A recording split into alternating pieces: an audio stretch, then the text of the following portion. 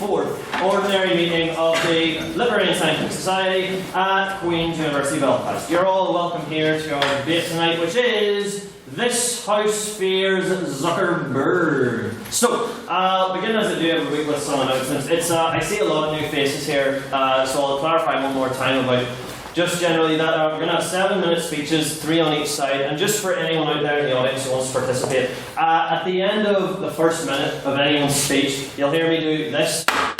After that, it means that they've exited their first minute where their time is protected, after which you'll be able to offer your points, interventions on just if you want to intervene. And if someone rejects that point, then lower your hand and be respectful. So, I'll move on to any substantial announcements we have, and I'm going to wing it because I know there's a lot to get through. We have a date for our annual trip to Stormont this year. So, it's on the 23rd of October from, I believe, sometime in the late morning, early afternoon. We'll get exact details on that published soon, but keep your eye out for it, especially for anyone who hasn't been up around the building before. It'll be a good chance to go see it. We'll be doing a debate up there, the motion of which is also not yet completely finalised. At the end of this month, we'll also be doing our Halloween pub crawl, as we always do. Did we decide an exact date on that? I believe it's Tuesday the 30th. Tuesday the 30th of October. Subject to availability and change, terms and conditions apply. So we'll have a secret route for that, and we'll have, as all Halloween events do, a fancy dress theming. So, you all have that to look forward to. Other announcements, on Tuesday, we were at a crossover event with the Law Society, president of which Mr. Morgan Hickman dutifully sitting there at the back, and the Alternative Dispute Resolution Society, which was a good bit of fun. I know a few of you who are here were also at that, so that was that. I'm now going to hand over to our training officer, Russell Nairn. We had our first debating workshop 2 weeks ago, and he'll now tell you that, and implore you to go to our one next week. Ever since I was a boy, the final words that my grandfather told me have stuck in my mind. He told me, Russell, if anyone ever questions you, tell them that there's a training workshop on Wednesday in the PFC at 6 p.m. That's Wednesday the 17th of October at 6 p.m. in the PFC. Event page will be finalised. It's titled Intro to Competitive Debating. What it's going to be all about is if you're interested in debating in a more sort of competitive sense, in the sense of going away to IVs and going for the gold and the big bucks that you win at those prestigious debating competitions. You don't win anything, it's very fun. That's sort of thing we want to go to, where we'll really introduce you to that format. It's a bit more structured than what we do here, but it's pretty easy to get a grasp of and a load of fun. I believe Tara is going to talk about if you want to go to those, what you need to do. So, it's pretty handy that Russell will be training workshop going to be on competitive debating intros, because I'm actually going to send people to the UCD Novice ID next Friday, which is the 19th of October, instead of my 21st birthday, by the way.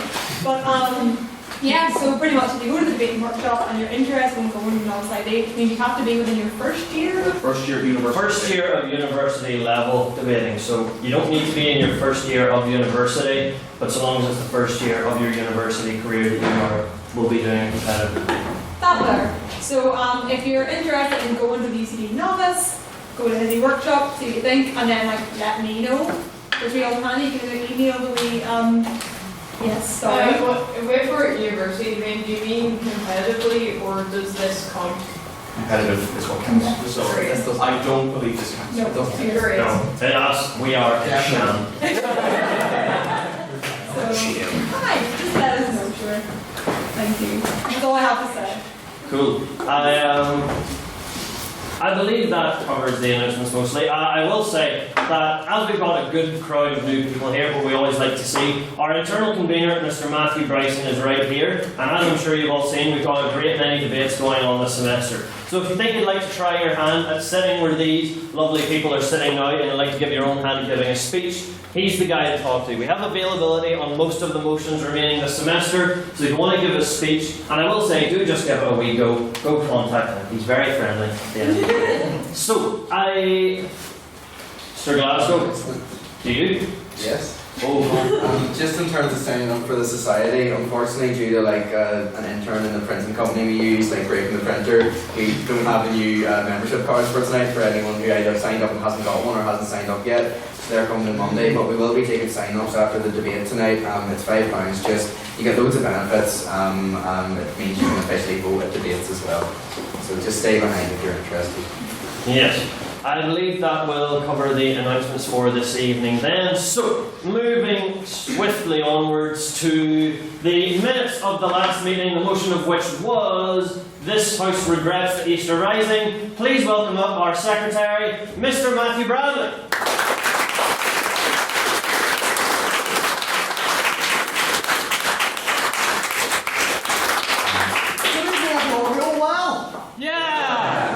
That's positive. That's good. Okay. Do you want to hear some minutes? Yeah! I said, do you want to hear some minutes? Yeah! I can actually tell the enthusiasm for that dying each week. It's just, that chant needs to be put out of its misery soon. Okay! The third ordinary meeting of the 170th session of the Queen's University of Belfast Literary and Scientific Society took place on the 4th of October 2018 in 0G074 and was attended by around 70 members.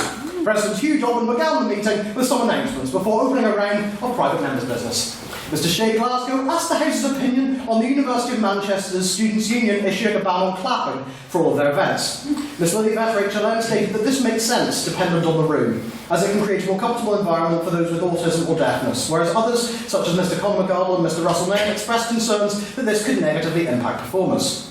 Mr. Tom McGuinness asked the House's opinion on the third season of The Good Place. In a rare turn of events, the House didn't have an opinion, so we moved on. Mr. Russell Nairn brought up the topic of the presidential election in Ireland. While this discussion began with concerns about providing polling stations for Irish people living in the north, this portion of private members' business deviated into an amusing segment about children's picture book, The President's Glasses, in which Michael D. Higgins loses iconic spectacles. What a clumsy boy. In other private members' business, Mr. Shea Glasgow asked for the House's thoughts on the 50th anniversary of the 1968 Civil Rights March in Derry, to which Edmund Doherty expressed that he hopes that the anniversary is sufficiently commemorated. Technology Officer Mr. Jake Kieran then wished Miss Mary Kay Dobbin a happy birthday. Everyone sang and it was quite wholesome. Edmund Doherty then asked the House whether Theresa May's entrance to the Conservative Party conference to the tune of Dancing Queen by ABBA had ruined the song. Mr. Chris Hubble expressed that his hatred for both Theresa May and the song combined to produce a newfound respect for both. Mr. Dobbin then introduced a lively round of President's questions. Mr. James McAllister inquired about the status of the traditional President's breakfast question. Miss Chloe Ferguson asked President Dobbin to look out the window, through which the President saw something that can only be described as indescribable. And Mr. Russell Nairn asked the President a question about popular Battle Royale video game Fortnite, which the President instructed me to strike from the minutes. Mr. Duke Perry asked the President if he caught a bus he saw him so nearly miss. And on the theme of transport, Mr. Shea Glasgow asked President Hugh Dobbin about the newly installed park and ride at Tunbridge Station. Never have I witnessed a roundabout infrastructure delivered with such passion since Alan Partridge bemoaned the pedestrianisation of Norwich City Centre. No Partridge fans in tonight, clearly. Watch it, it is amazing. Notorious sibling of the President, Miss Mary Kay Dobbin, asked where she could find a birthday present, and things got really awkward. This awkwardness was quashed when Cormac Donegan requested Mr. Dobbin to provide the House with his rendition of ABBA's Dancing Queen. And provide he most certainly did. As it turns out, Hugh can dance, Hugh can jive, having the time of his life.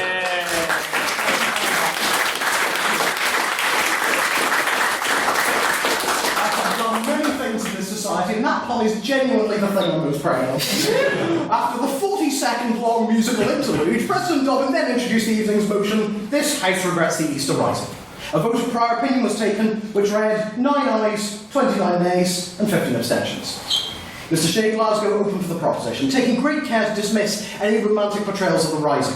Stating that Irish politics had been haunted by the deaths that occurred during the Rising, Mr. Glasgow begged the House to recognise the human costs of war. Mr. Glasgow also utilised just war theory to prove why the House should regret the Rising, stating that while it's debatable whether the Rising was undertaken for a just cause, it falls down in almost every other aspect. Opening for the opposition was Mr. Jude Perry, who highlighted the selfless Irish men and women who took a stand against imperialism. Claiming that the movement was bound together by pride in national identity, Mr. Perry stated that the rising reignited the torch of Irish independence, and that those who lost their lives became martyrs of a new era of Irish liberation. Mr. Perry concluded by saying that the Easter Rising paved the way for a future where their children could say, "I am Irish." Mr. Conor McGardle, in his first speech to the Society, began his speech by quoting Easter 1916 by W.B. Yeats, highlighting the refrain, "A terrible beauty is born," presenting the mythological figure of Cuchulainn as emblematic of the romanticism surrounding the Rising. Mr. McGardle claimed that this perspective is used to justify heinous acts. Mr. McGardle stated that we must regret the Rising, as the loss of life outweighs the beauty that was taken to be triumphant militarism. Second for the opposition was Mr. Alton McSparrow, who presented the Easter Rising as one of the most important moments in world history, declaring it the first time a smaller country said no more to a superpower. Mr. McSparrow also produced a number of printouts, copies of the proclamation of the Irish Republic that were handed out prior to the debate, and also a map showing the proportion of the globe controlled by the British Empire. Mr. McSparrow concluded by saying that we cannot regret the Easter Rising, as without it, Ireland would not be what it is today. Concluded for the proposition was Mr. Kieran Gallagher HLM, who stated that while his side of the debate regret the Easter Rising, they do not necessarily condemn it. Questioning why the tenets of the proclamation needed to be asserted through violent means, Mr. Gallagher went on to put a hypothetical scenario where the Easter Rising never happened, highlighting the number killed during the Rising and how in its aftermath the island needed healing. Closing for the opposition and indeed the debate was Miss Beth McSorley, reinforcing her side's presentation of the Rising as the first major revolt against British rule. Ms. McSorley highlighted the attitude of the British towards Irish nationalists at the time and stated that the Rising effectively rendered home rule baseless in the eyes of the Irish population, as it reinforced the difference between the Irish and the British. Claiming that without the Rising, Ireland would have a similar status to Scotland, Ms. McSorley claimed it was crucial to the formation of the Irish Republic, and therefore we should not regret the Easter Rising. 2 fines were issued this week. One to Miss Bunnybetter HLM for swearing during President's questions, and one to Mr. Kieran Gallagher HLM for swearing during his speech. How very uncouth. Questions were heard from Mr. Chris Hubble, Mr. Tom McGuinness, Mr. Jake McAllister, Miss Sarah Gallen, Mr. Russell Nairn, Mr. Donald O'Doherty, and Mr. Niall. A binding vote on speakerability was taken on the motion, which read 27 ayes, 5 nays, and 8 abstentions, resulting in a conclusive win for the proposition. May I take the minutes as read? Aye. Brilliant.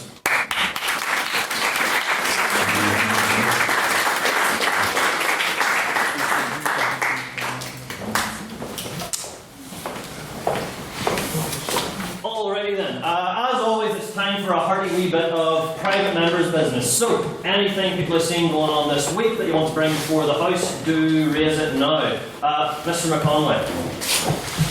Mr. Speaker, following a spate of high tides last week, the Birmingham Coast Guard rescue team were faced with 400 tonnes of rubbish washed up on Green Beach in Somerset, among which one warden discovered a 47-year-old Fairy Liquid bottle marked 4D or 4 pence off, thus proving that it dated before decimalisation in Britain in 1971.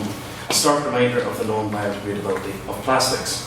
Though this has been an important find, a time capsule which has yielded the script for the upcoming Mrs. Brown's Boys Christmas special. Of course, as it is steeped in the 1970s sitcom tradition where when sitcom men were prisoner shopkeepers and wheeler dealers, of course more innocent times, and sitcom women were wives and girlfriends. Thankfully this has not changed, but the UK's plastic pollution crisis has not, and I would like to know what our people here tonight think about this. I'll open up to the House if anyone has any thoughts on the pollution crisis in the UK or elsewhere, or do you just... Anyone? Mr. Glasgow. Part of the problem is a complete application of state responsibility worldwide to what is a global issue.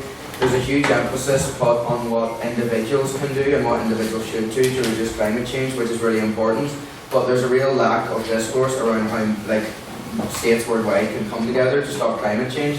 I read an article on the BBC the other day that we are not going to keep below our target for the warming of the earth, and it is going to wreck the entire world. There's absolutely no doubt about that now. Everyone needs to come together internationally, all international actors, and come to a solution quickly. Any more thoughts on this, or anyone who says we should keep on throwing plastic in the ocean? Mr. Hickman, I hope you're not advocating that. I don't say. Whoa! Are those chairs? Simply say. From where?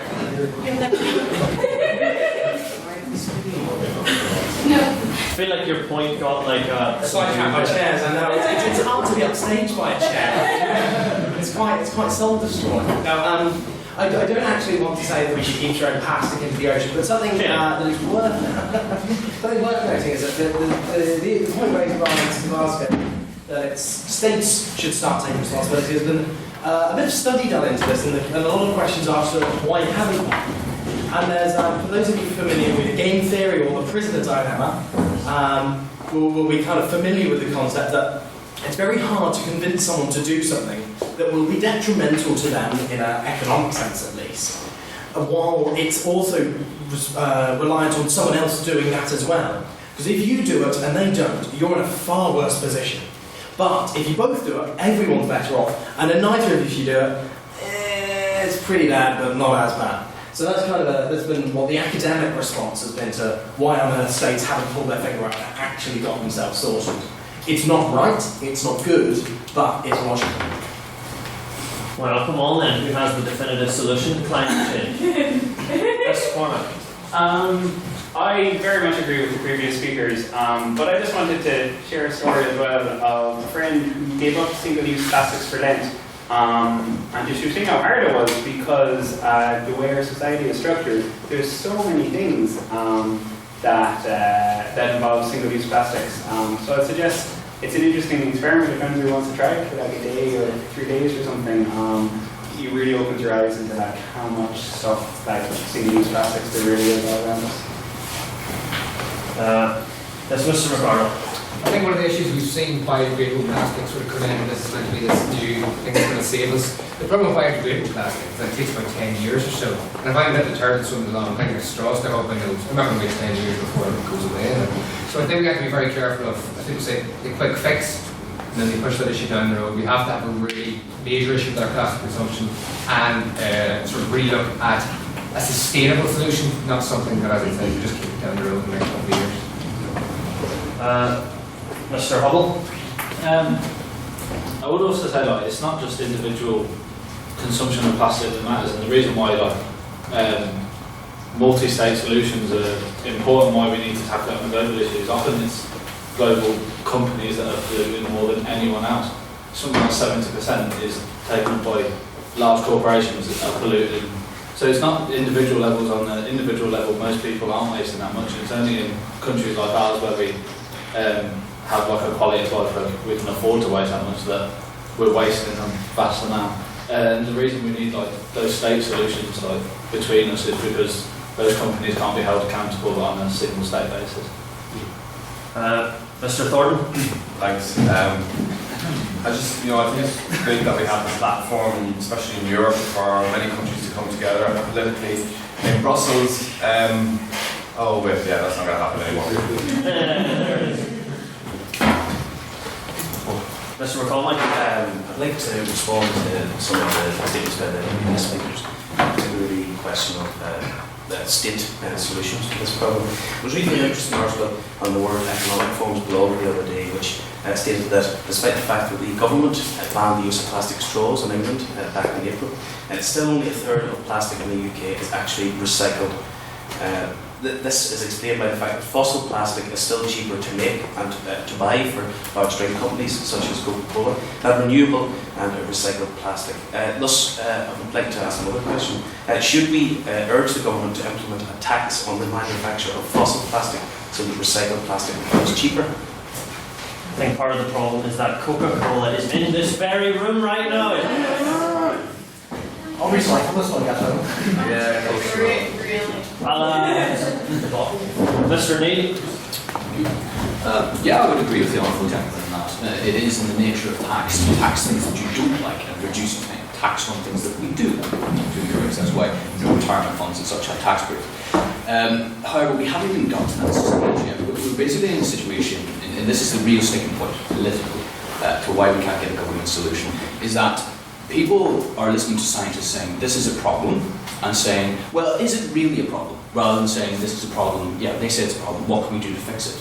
These are two separate mindsets, and unfortunately we're stuck on questioning the science rather than accepting the science and then using the political conversation to create solutions. So we need to do that first. think we'll move on from this now, and if anyone has anything else they want to bring up from the world this week, yes, yourself. Yeah, we get your name from the minister, sorry. Yeah, it's Donald. I just saw the news yesterday that the Asher Bakery controversy was kind of the legal bill is going to be $500,000, and I was just wondering what the opinions of the House are on that. Asher's Bakery, it's a hot one. It's yes, of course. You see, the fact of the matter is, at least £500,000 of people's money was spent on the whole lawsuit thing. And when you put that in comparison to the cake, which cost £40. 36.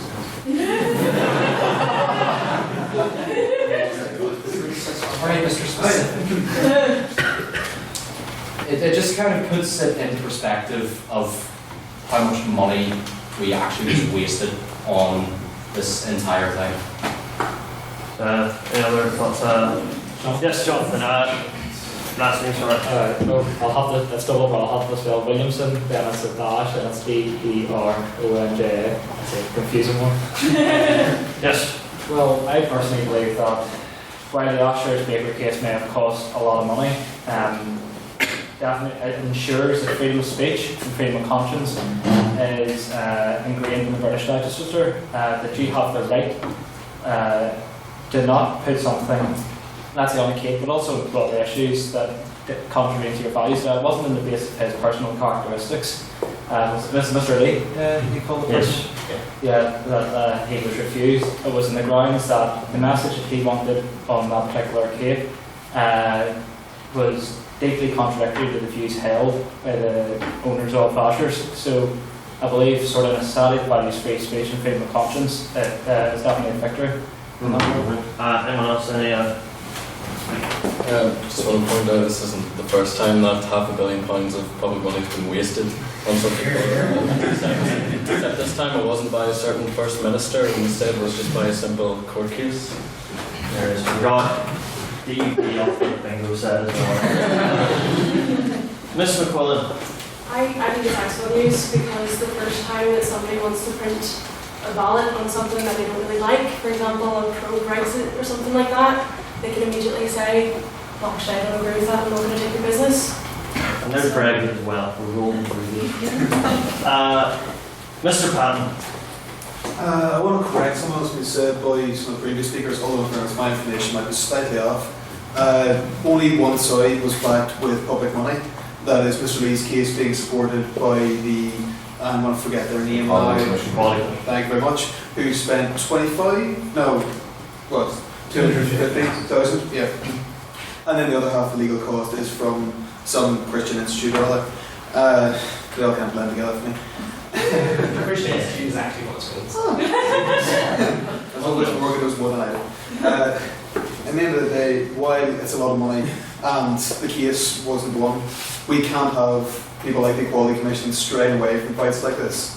Yes, we weren't right, but if we accept something like this and the next time it is actually because of who they were, then how can they even do their job anymore? I'll go to Mr. McGinnis. While in this precise case it wasn't because of who they were, it should be pointed out that the decision by the court did cite the Supreme Court's decision concerning a man who didn't want to make a wedding cake for a gay couple, where it was explicitly about who they were. So I think it should be ignored that was part of this decision. And I think when you say whether or not you look and get married, shouldn't be that's a conscience thing. That's a person. That isn't conscience. That's just prejudice. Really, they'll say saying I don't think I don't believe these two people can express their love in the same way as two other people who might have different genders assigned to them at birth. I personally disagree with the use of conscience in that particular context. Mr. McCallion. Thank you. Just on the point of, briefly on the point that was raised earlier, under the indemnity principle of law, the losing side of a case usually has to pay all costs, including those of the other side. However, whether that means that the Equality Commission does have to pay the costs of Ashers would probably be determined at a later date, perhaps through mediation between the two sides, and also depending on whether it goes to appeal to the European Court of Human Rights. However, the main question that I think the main way that we need to be looking at this is the fact that, sure, it costs both sides £250,000 each, but it's on the road to getting the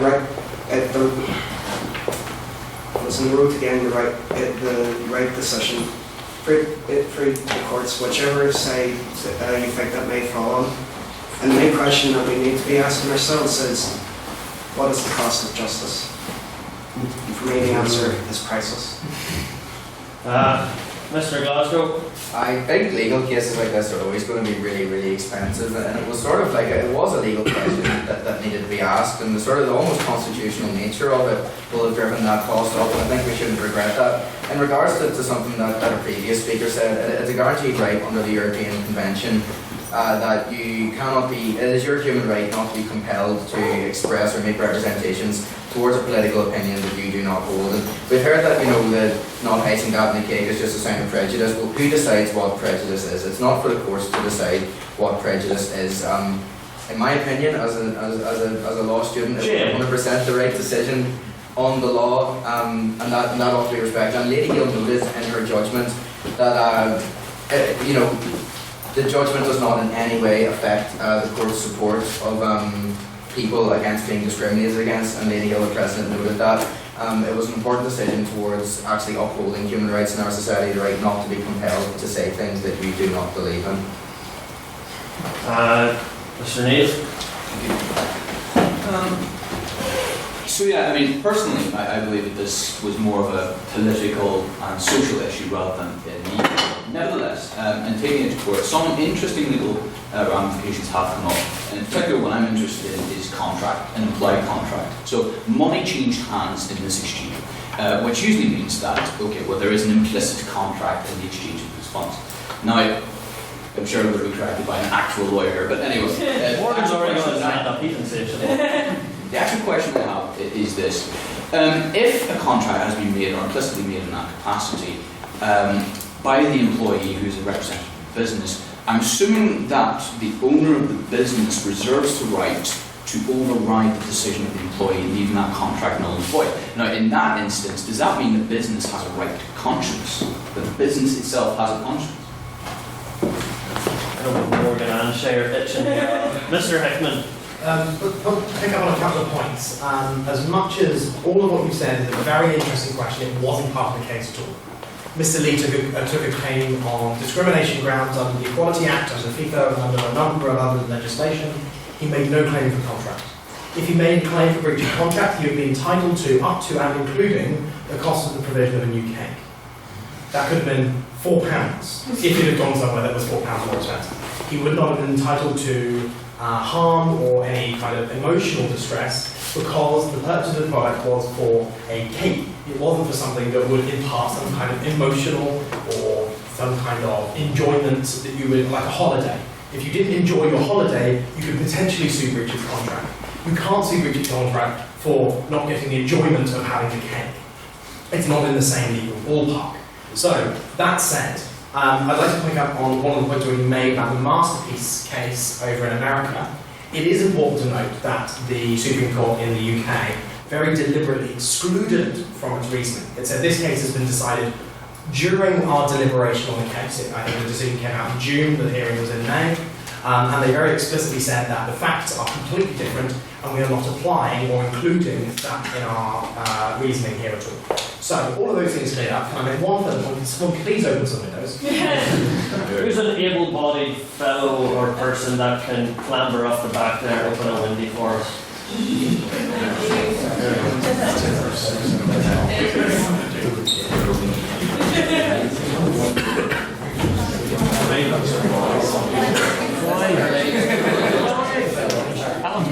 All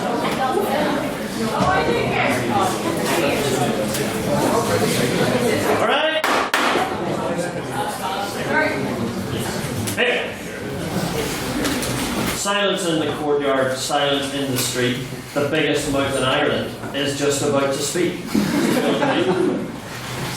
Mr. Glasgow, of course. Just a final word. I was arguing with someone on Reddit. Yes.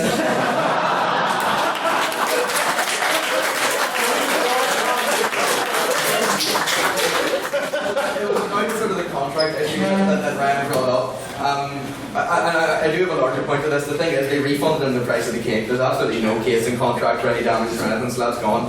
But what I wanted to talk about was that the reason that this person was arguing with me about contract was because they were trying to find any way they could to prove the Supreme Court wrong on an issue of law because it didn't agree with their social viewpoints. And I think part of the problem that we're seeing in the reaction to the case at the minute is it demonstrates a misunderstanding of what the Supreme Court is about. The Supreme Court exists to clarify law and to explain the law to us. It doesn't exist to make policy decisions. So when people say they're disappointed in the Supreme Court to this ruling, they should keep in mind what the Supreme Court exists for, which is to clarify issues of law and not issues of public policy.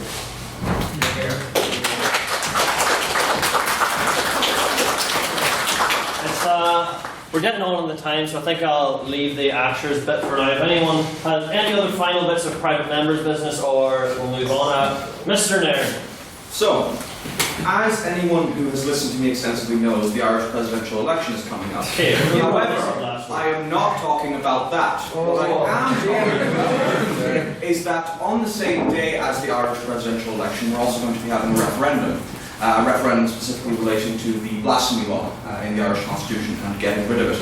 And as a result of the presidential election coming up, there's been very, very little discussion surrounding it. So I'm wondering what people think about having referendums at the same time as these big elections and whether or not it should be done in the first place.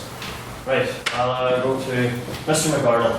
I think it's a really important thing. It's a really good idea to have it at the same time as other times people are going to the polls. If you look at the Irish Constitution, it's incredibly riddled with these Catholic overtones that infiltrate nearly every article in it, and you had to read them all separately every time. The election just gets sick of it. So I think it's an important thing to remove. It was frankly embarrassing when Stephen Fry was reported to the guards for what he said on the Gay Byrne TV show about God.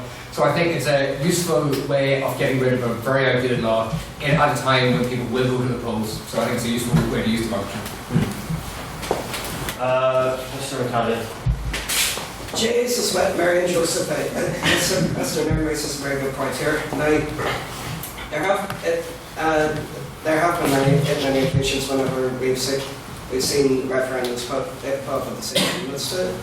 And it is a very good point raised that we're not able to actually properly discuss the questions, not the immense and incredibly important constitutional questions that those referendums raised. In fact, at the previous presidential election in 2011, there were two referendums at the same time, one of which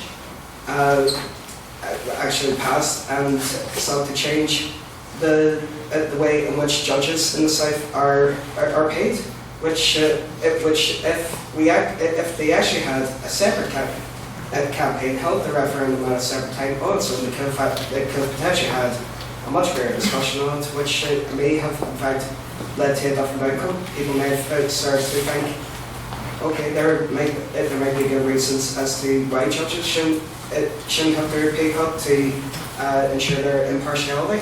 And in fact, even in the Shannon referendum campaign, there was completely overlooked the other referendum on establishing a court of appeal, an entirely new tier to the judicial system. These are important issues that are being completely overlooked because they're being spawned by what are deemed to be more important elections, and I think that is a great detriment to Irish democracy.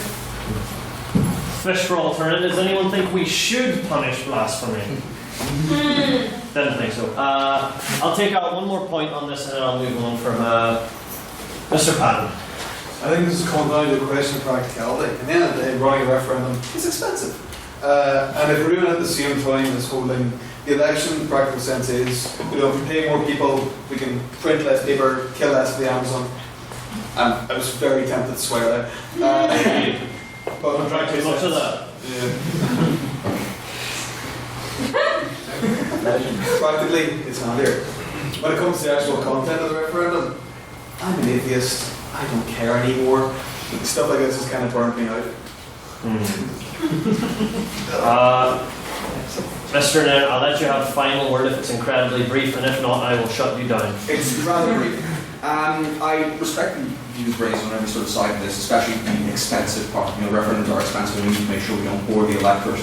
I suppose what I think in this regard is to make sure these issues actually get covered. Places like RTE should probably dedicate more time to covering the non-main issues of these particular votes so that we can have the best of both worlds in that regard.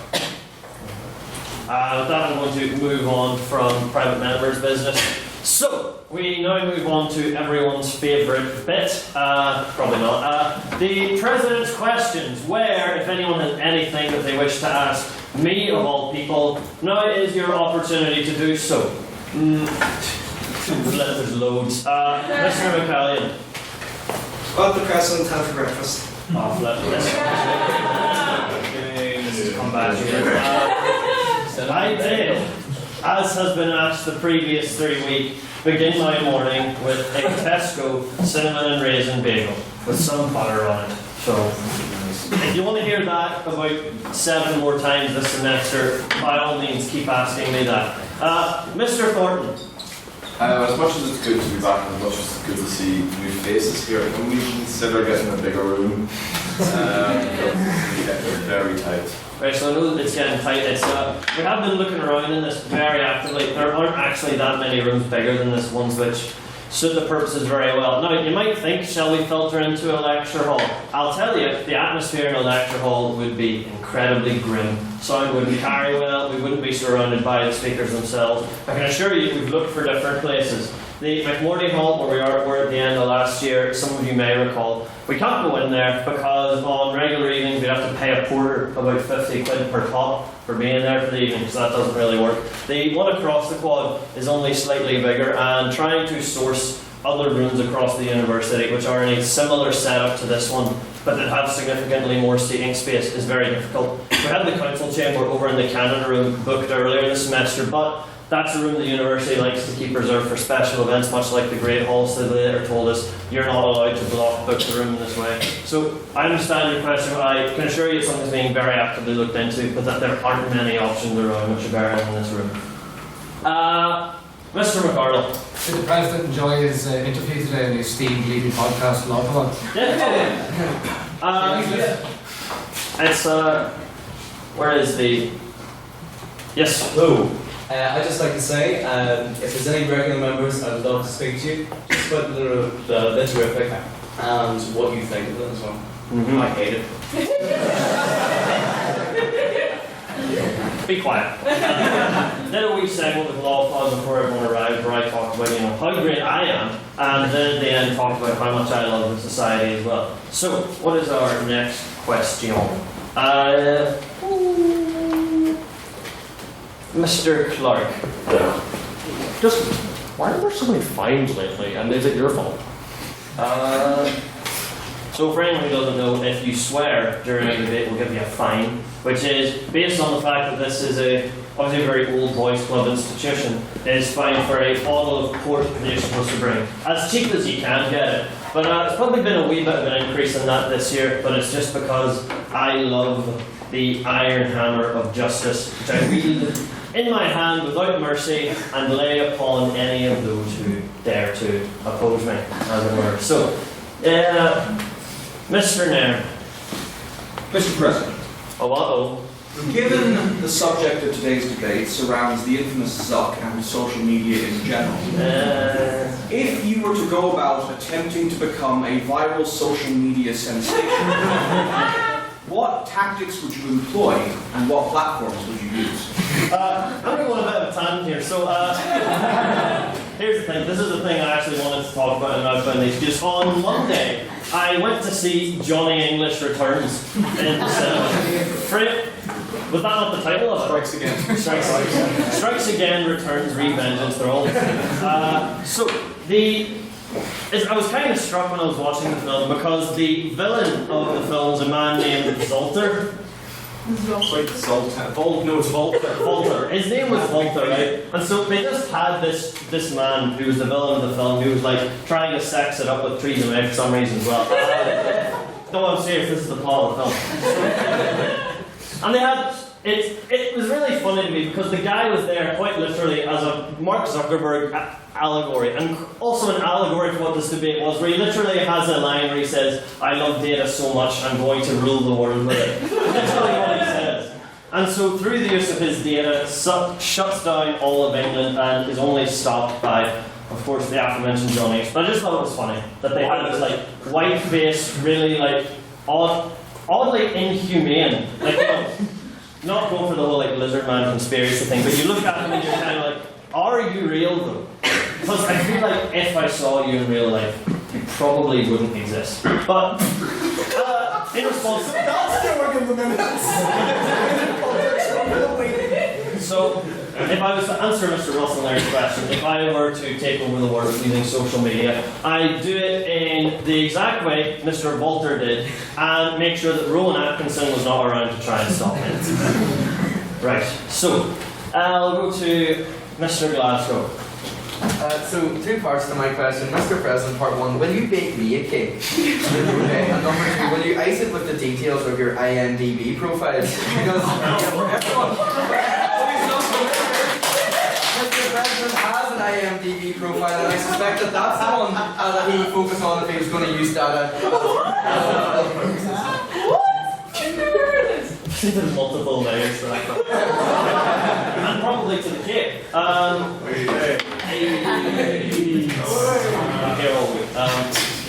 In response to your first question, I don't know how to bake a cake. That's a fairly simple answer. And in regards to the whole IMDb thing, I'll vouch for myself a bit here and say that I think the origin of this page is that doesn't have a photo, and I think has at maximum 1 credit, which was I think for a student film that I helped someone out with in about 2015, where I did some filming in Derry for a day. If I remember the plot of the student film correctly, there was this photograph, but there was a ghost in the photograph. Got obsessed with said photograph, and in the end was so distracted by it that I got hit by a car and died. So, there's your weekly insight into what I used to get up to. Any other questions? Mr. McConway. Mr. President, given the topic of tonight's debate, I was wondering if we speakers are allowed to use the term Zuck without incurring a fine for bad language. Is everyone in the room familiar with like the term Zuck? I don't know like how much that's entered the mainstream, or is it just for weirdos like me? I think it's just in general a mimetic way to refer to Mark Zuckerberg and his weird face. It's actually funny because when we first referred to this in council meetings, it was in the motion spreadsheet last year, which is how we decide all the motions. I was actually the one who suggested it, and I put it down on the spreadsheet as it said, "This house would fear the Zuck." That obviously wouldn't look good on posters or trying to advertise it about the place, so we went for Zuckerberg. But you know what? Since we're going to match the original presidential legislative intent of the thing, I will allow the use of the term Zuck this evening without inferring any fine. But don't try any funny business with mispronouncing it.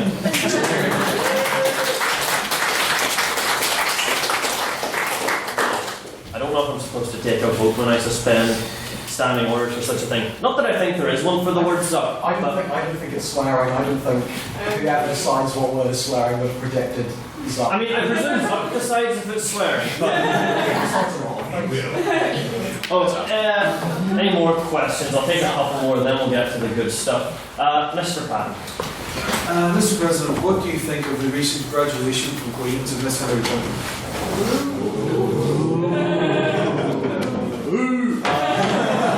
So, I don't think there's a way I can... I'm bound to neutrality. I don't know if there's a way I can answer that with that being not neutral. I didn't go. I was binging through the In-Betweeners this week. Great show. No, I didn't go. I was...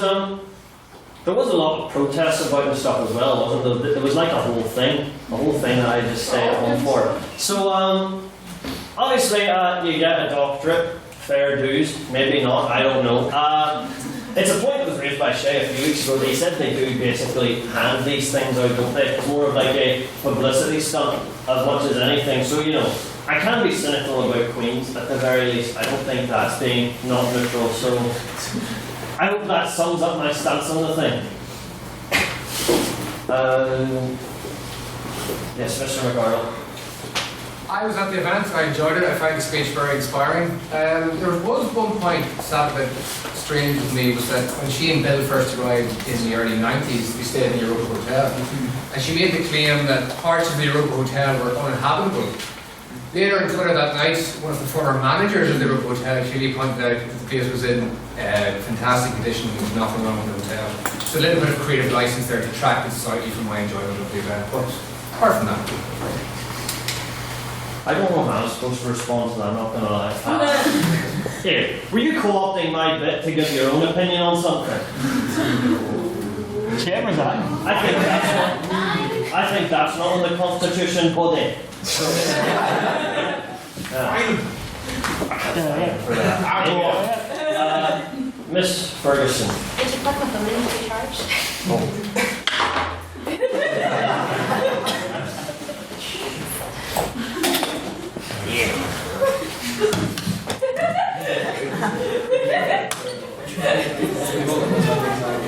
I don't know if it's working or not. Oh wait, it is. It says supercharging.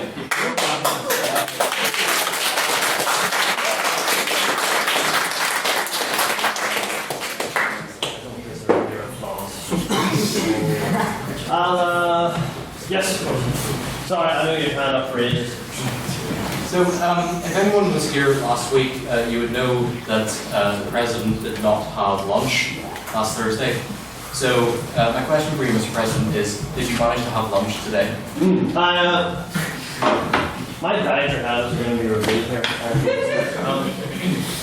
I was in class up until about 5 o'clock, so it wasn't exactly dinner time. I'll count this as a late lunch, where I toasted up a cinnamon and raisin bagel. And also fried up some bacon and put that in it with some red sauce, and it was delicious. So, now you know that. I'll take one final question. Mr. McGinnis, don't ask me to sing anything. No, this is, I feel, possibly speaking on behalf of the whole room, where I'm a genuine concern for your health. I feel compelled to ask, do you eat anything other? I have a large stash of Cadbury brunch bars in my room. Snack through on occasion. Sandwich between two cinnamon and raisin. Cinnamon and raisin. I don't want those bagels being a running joke. I think it's already done. I go to my family home on weekends and they know how to prepare real food, so I eat them as well. So it's kind of like it's a weekly hibernation cycle where I have a few days where I actually eat real food, and then I find out what it's like to live independently. Very bad. So I think that'll about wrap it up, unless anyone has anything really pressing. I don't see why you would, but it appears like not. So it is with great pleasure that we shall introduce the motion for this evening, which is this House Fears Zuckerberg. We shall, as always, firstly go to a prior opinion vote. This vote is just what you thought on the motion, what your opinions were when you walked in the room today. So, we'll go first. If you would vote in favour of the proposition on your own personal opinions on the motion, this House Fears Zuckerberg, please raise your hands now and say aye. Aye. You go on beyond. There you go. It's a spooky face.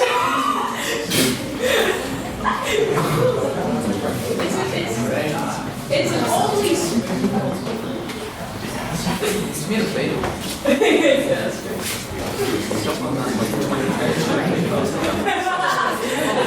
I got 42. Yeah. Alright. And if you would vote with the opposition, please raise your hands and say nay. Nay. Nay.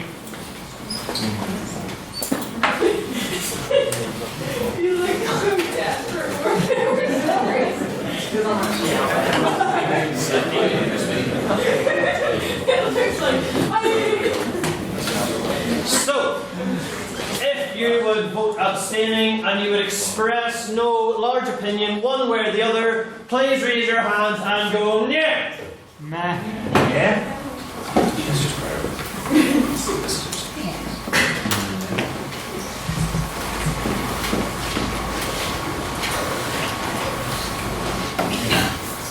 Yeah.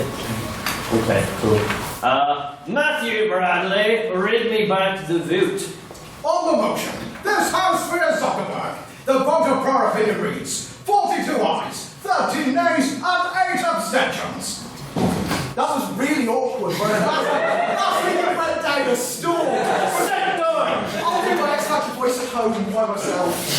Stop! What's your fault? The ayes have it, the ayes have it. We shall now move on to the proper debate this evening. Yes, hold on, sit down first. Right. Right, yeah? So.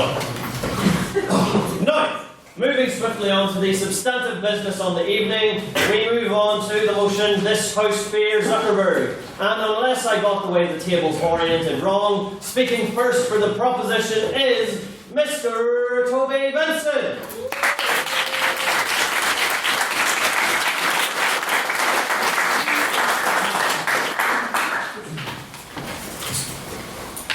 To begin, ladies and gentlemen of the House, I'd like to ask you a very simple question. How safe do you feel?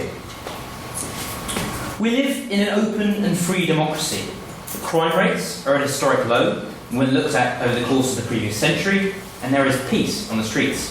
And yet, you should not at this time feel safe if you have a mobile phone. Why? Because in your pocket, bag, or jacket sits a device capable of listening into every word you say, reading every text you send, and recording every intimate aspect of your personal life in a way that has never been seen before. But what, may you ask, has this to do with Mark Zuckerberg, the introverted tech genius with just that faint touch of such self-assuredness to come across as narcissistic? Well, everything. See, Facebook is not a nice platform, as much as it will try to convince you otherwise. It's invasive, intrusive, and frankly, outright dangerous in its capability to absorb as much information as it possibly can to compile an accurate portrait of you. Like the leech that doesn't stop sucking until it's near drowning in blood, Facebook will not stop at the usual boundaries practiced by tech companies regarding your privacy. Okay. In 2014, Zuckerberg's software, Deepfakes, was added to Facebook. It has a 97.25% chance of recognizing us in photos uploaded to Facebook. And that includes those people who don't have Facebook. For these guys, it just quietly stores that information for purposes that no one quite understands nor really has the confidence to ask about. Or what about those fun games with the T&Cs no one in their right mind can be bothered to read before clicking play? What about the way in which Words with Friends, 8-Ball Pool, and all the rest of them harvest our personal information and sell it on to third-party sites? Those phone calls you've been getting regarding PPI are no coincidence. And, as I mentioned earlier, it's not just about us poor Facebook users anymore. If we want to get off Facebook and endure the following social isolation from upcoming events and outings, we can, right? Except we can't. The data being collected now is not only about the 2.2 billion individuals of us who log into Facebook every month, because we're now at a stage where it doesn't matter. Facebook and Mark Zuckerberg have information on every single one of us. What about that sports game in which you reference your mate who doesn't have Facebook? Or the time you took a picture of your gran to celebrate her birthday even though she doesn't have it? Nothing goes away and the information stays, so long as it has value to the corporation. And thank you. The best part is that since 2014 and the purchase of sites like WhatsApp and Oculus VR, Zuckerberg now has so many new avenues through which to harvest our data. Let's talk about Cambridge Analytica, a firm which offered and still offers to proudly use our data in order to change our behaviour. It got into somewhat hot water because its company was found to be not only using vast amounts of Facebook data from both of those of us who directly and indirectly use its services, but also because it managed to manipulate the 2016 US presidential election. It took not only the information from you, the unwitting user of some third-party apps on Facebook, but also your friends and their information who had no direct relation with the apps at all. It will come as no surprise that when senior executives were informed of the massive, seemingly completely legitimate mass data breach, their response was one of near indifference. As reported by Sandy Parakilas, the operations manager of third-party software on Facebook, Facebook was made aware in 2011, but it was only this year that allegations emerged. Sound Orwellian yet? It should. Mark Zuckerberg is not a nice man. We know this. Before he came up with Facebook, Zuckerberg invented FaceMatch, a website dedicated misogynistically comparing women based on their hotness, with a ranking system quickly being added. For those of you who have seen The Social Network, this is a man who shows constantly that he simply does not care about the privacy or rights of those who get in his way. I feel it's unfair to base your judgment of a person on how he was depicted in a movie that is, at least partly fictionalised. Okay, that's a fair point, but I'd say it was based on some incredibly, sort of accurate events, and creating a platform that one steals all the data anyway, and then uses a misogynistic scale by which to calculate hotness. I regard as probably not a great show of character. This, after all, is the same man who would be forced to settle out of court for a huge chunk of Facebook shares, giving them up to people he would claim had nothing to do with the project. But, as unsavoury as this individual may be, this is not the reason you should fear the man. You should fear him because he's human. Humans make mistakes, and humans are vulnerable. You should fear him not because of what he's done up to this point, bar the selling of your private information, wholesale to supposedly upstanding third-party businesses, but because of what he's capable of doing or being forced to do. Facebook is a business, but it's also Zuckerberg's legacy. For him, it's worth more than its simple financial value. In a hypothetical world, say where a large breach of data was secured, can we really say that Facebook and Zuckerberg are going to freely give up this information? Will they take measures to ensure our data is encrypted and defended to the last server? Absolutely not. Not just now. And the worst part of this hypothetical is that it's not hypothetical at all. And just last week, it emerged that 50 million users' data has been taken, and 40 more million has been critically exposed. According to Vice News, Facebook's data breach is so bad that login data and passcodes have been taken to even enter other sites like Tinder and Instagram.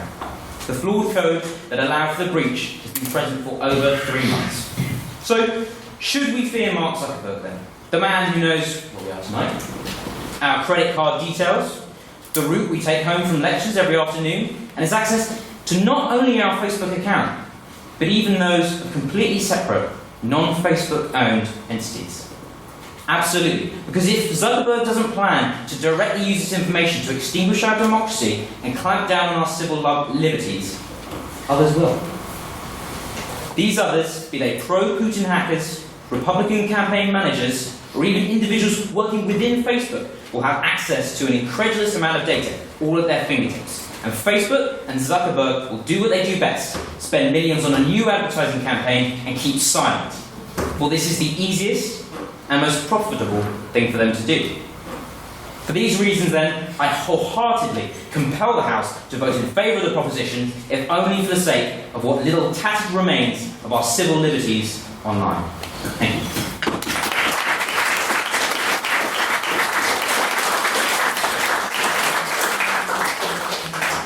I'd like to thank Mr. Vincent for his fine speech, and now to speak firstly for the opposition, our internal convener, Mr. Matthew Bryson.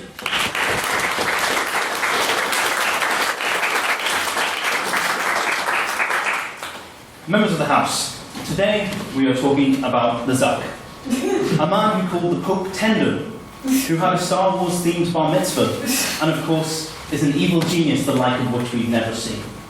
No.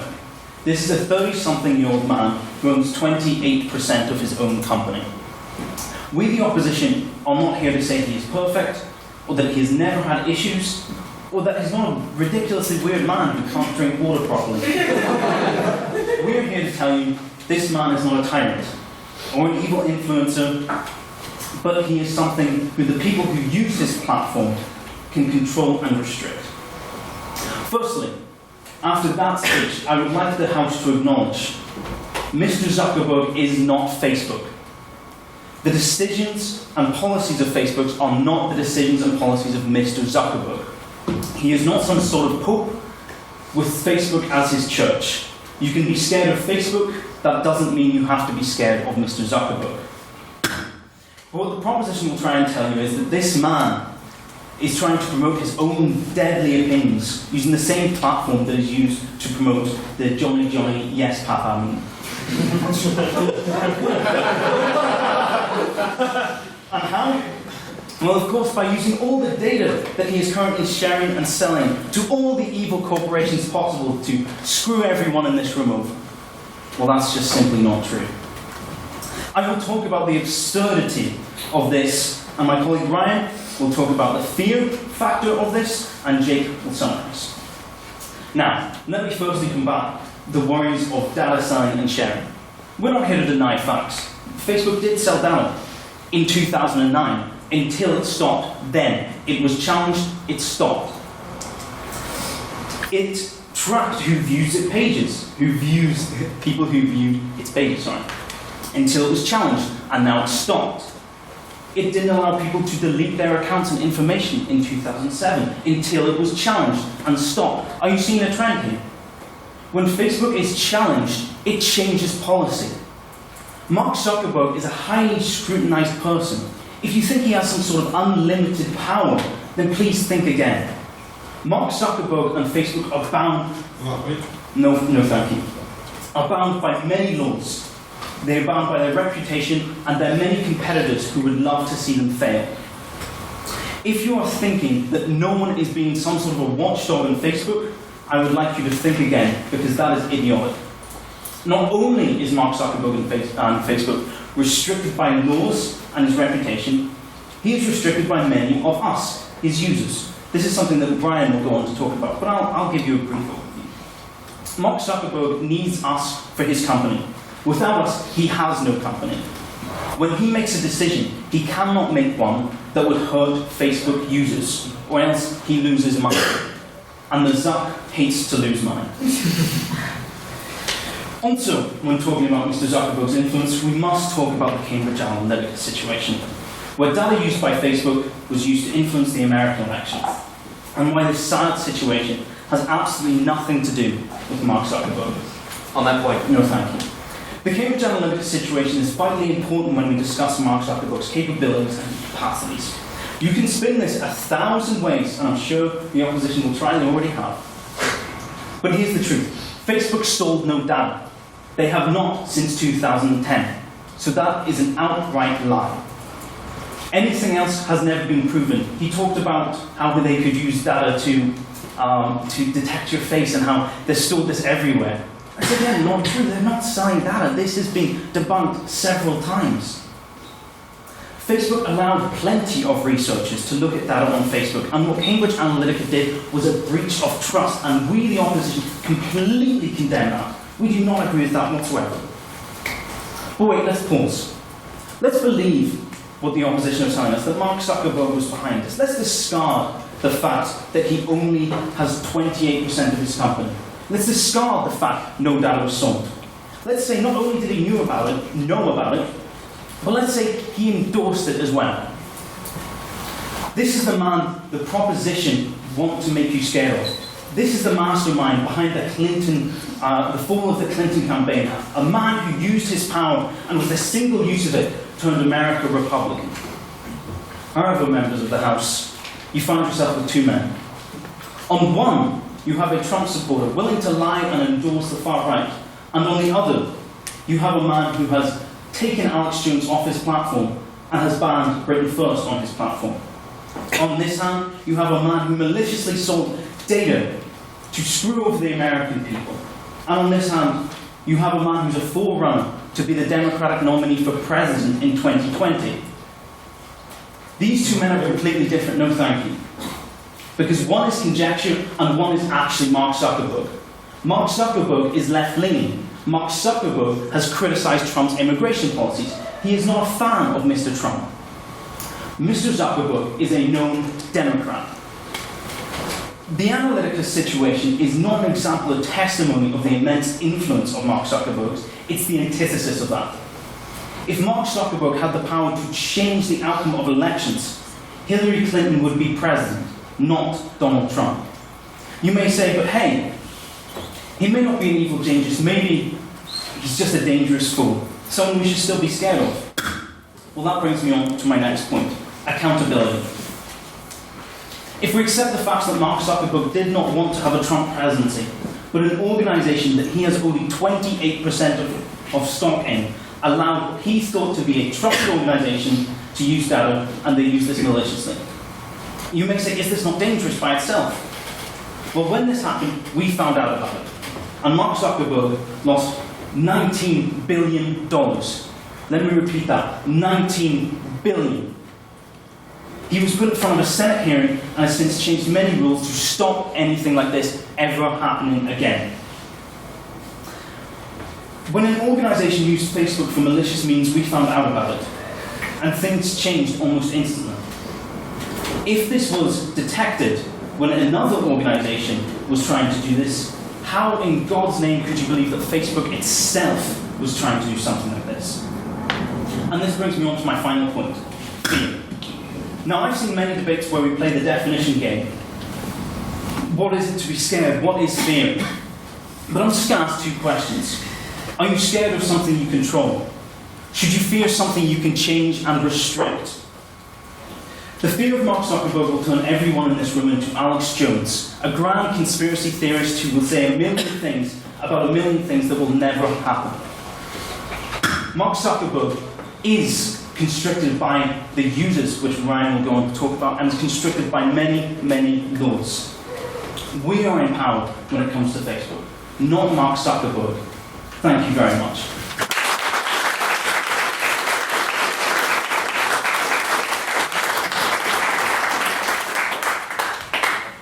Thank Mr. Bryson for his speech, and to continue the propositions case, please welcome Mr. Michael McConway.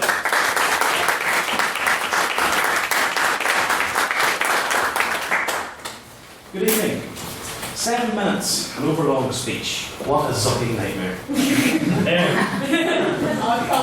On the 15th of November 2009, Mark Zuckerberg spoke at an Excel event in the heart of London's Docklands, prior to which he gave an exclusive interview to The Guardian.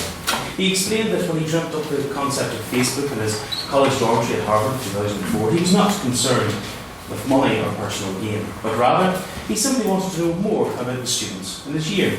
At the time, Harvard produced the traditional yearbook of granular lectures and brief biographical sketches, but it would take a long time to appear each year, and the problem was that it was impossible to update until a year later. It also wouldn't contain, he stressed, one other vital piece of information, namely, in his own words. Was that person you found attractive in your class single or in a relationship? Now, at this point, the interviewer, Simon Garfield, implies that this was Zuckerberg's way of meeting women, at which point Zuckerberg looked up at the ceiling and asked, in a deep voice, "Is it me, or is there a killer echo in this room?" It is no wonder that Zuckerberg and his two advisors on hand attempt to deflect the question. For before Zuckerberg became the accidental billionaire, he was accused of violating individual privacy by creating the website FaceMash in October 2003. Zuckerberg hacked into Harvard campus websites and harvested pictures and personal data that allowed selected Harvard students, principally a mailing list of Zuckerberg's friends interested in the programming and algorithms involved, to place two profile photos next to each other and rank them by hotness. Called before Harvard's administrative board in November, Zuckerberg said he was aware of the shortcomings of the site, but that he did not intend that it would be seen by such a large number of students in the Harvard community. With this context in mind, does not Zuckerberg's motivation in originating Facebook just a year later play on our fears of data manipulation for stalking and sexual harassment?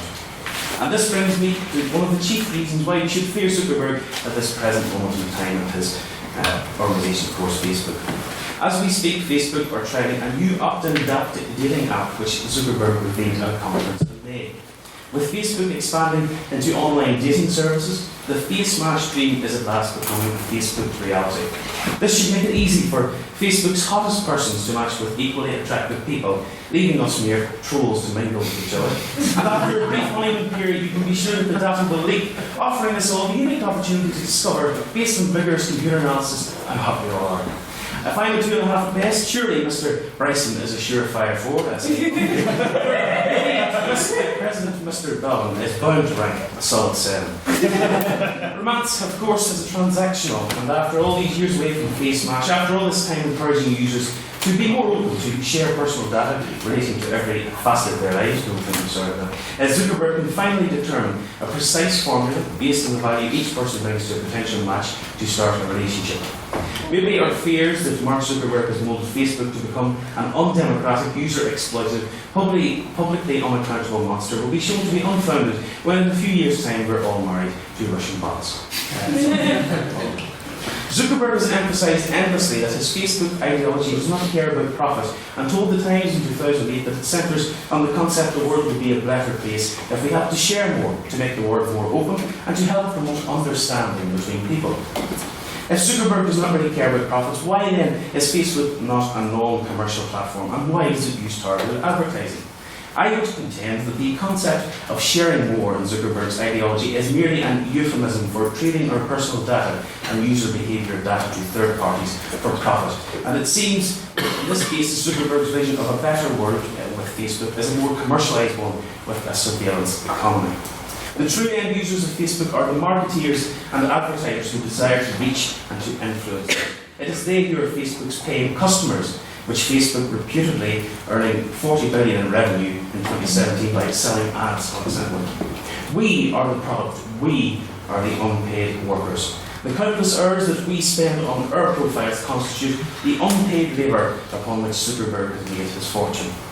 Zuckerberg's insistence that he does not care about profits can be discredited if we analyse Facebook's recent UK tax evasion record. Before 2015, Facebook routed the advertising sales by its UK team through an Irish subsidiary, benefiting from Ireland's lower corporation tax, of course. And as a result, Facebook paid just £4,327 in tax in the UK in 2014. I don't know about you, but given the number of hours I'm getting taught every week at the minute, I can't compute that I paid as much for level 2 history and politics this year as Facebook paid in tax in 2014. Zuckerberg promised this would change in 2015 and claimed that the decision to stop using the Irish arm for UK sales was made to provide greater transparency to Facebook's operation in London for its users globally. Yet, call me cynical if you will, that Zuckerberg's redemption neatly coincides with the government's introduction of a diverted profit tax, a higher rate of corporation tax aimed at companies that make profits outside the country. The following year, in 2016, Facebook still only paid $5.1 million in tax, taking advantage of legal breaks related to employee share awards to lower its final UK tax bill by more than $6.6 million. After faltering progress, then it seems that we are right to remain fearful of the impact of Zuckerberg and Facebook's tax evading sales here in the UK. But does Zuckerberg threaten democracy? Whereabouts? Oh, right. Go ahead. Tax avoidance or tax evasion? Be careful. Apologies, sir. I should Yes. Thank you. Does Zuckerberg threaten democracy? Well, I will attempt to demonstrate that Zuckerberg's ideology for Facebook is also inherently undemocratic. Following the Cambridge Analytica personal data leak and the revelations that hundreds of fake news items and Facebook ads were posted by the Internet Research Agency, a firm in St. Petersburg, working for the Kremlin, Zuckerberg embarked on an apology tour of interviews with the likes of the New York Times, CNN and Wired, but significantly not to the Guardian and Observer reporters who broke the story, presumably for fear of scrutiny that could make him accountable. He now believes it was time to make privacy tools easier to find for the 2 million strong global community of Facebook users. But can we call Facebook a community? Surely a community is a set of people with reciprocal rights, powers and responsibilities. If Facebook really were the idealistic, open, sharing community of people in Zuckerberg's altruistic ideology, would he be able to make so many empty apologies without any results and make so many unilateral decisions in the use of users' data? Zuckerberg's decisions are final. As benevolent dictator, or seemingly benevolent dictator of Facebook, he controls the voting stock in Facebook and is accountable only to himself. And we come full circle, actually, in this debate. With Zuckerberg's appearance in front of the Senate hearing in April, we come full circle to the end. Sorry, I'm previewing your material. For just as the Harvard Administrative Board failed to expel Zuckerberg to bring him to account for the face mash data breach, the Senate did not pressure him to resign for his lack of accountability in the Cambridge Analytica scandal. And the overwhelming impression that I got was that the hearing was purely conducted by senators who didn't get a grasp of the idea. Sorry, I'm rushing a bit. Just to conclude, Zuckerberg does threaten democracy. And finally, conclusion. Facebook ideology undermines electoral democracy, sidesteps political accountability, and promotes tax evasion, if that's the correct term, and it exploits the profit of users for its paying customers, big business, and advertising agencies. I urge you to support the motion, delete your Facebook account. Well, Zuckerberg will retain ownership of your data, of course, but it's a bit late for that now. And support us in our motion. Thank you very much.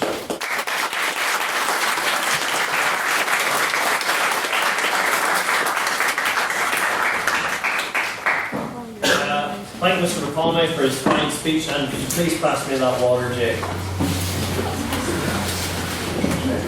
Thank you so much. And now, to continue the case for the opposition, please welcome Mr. Ryan Mead.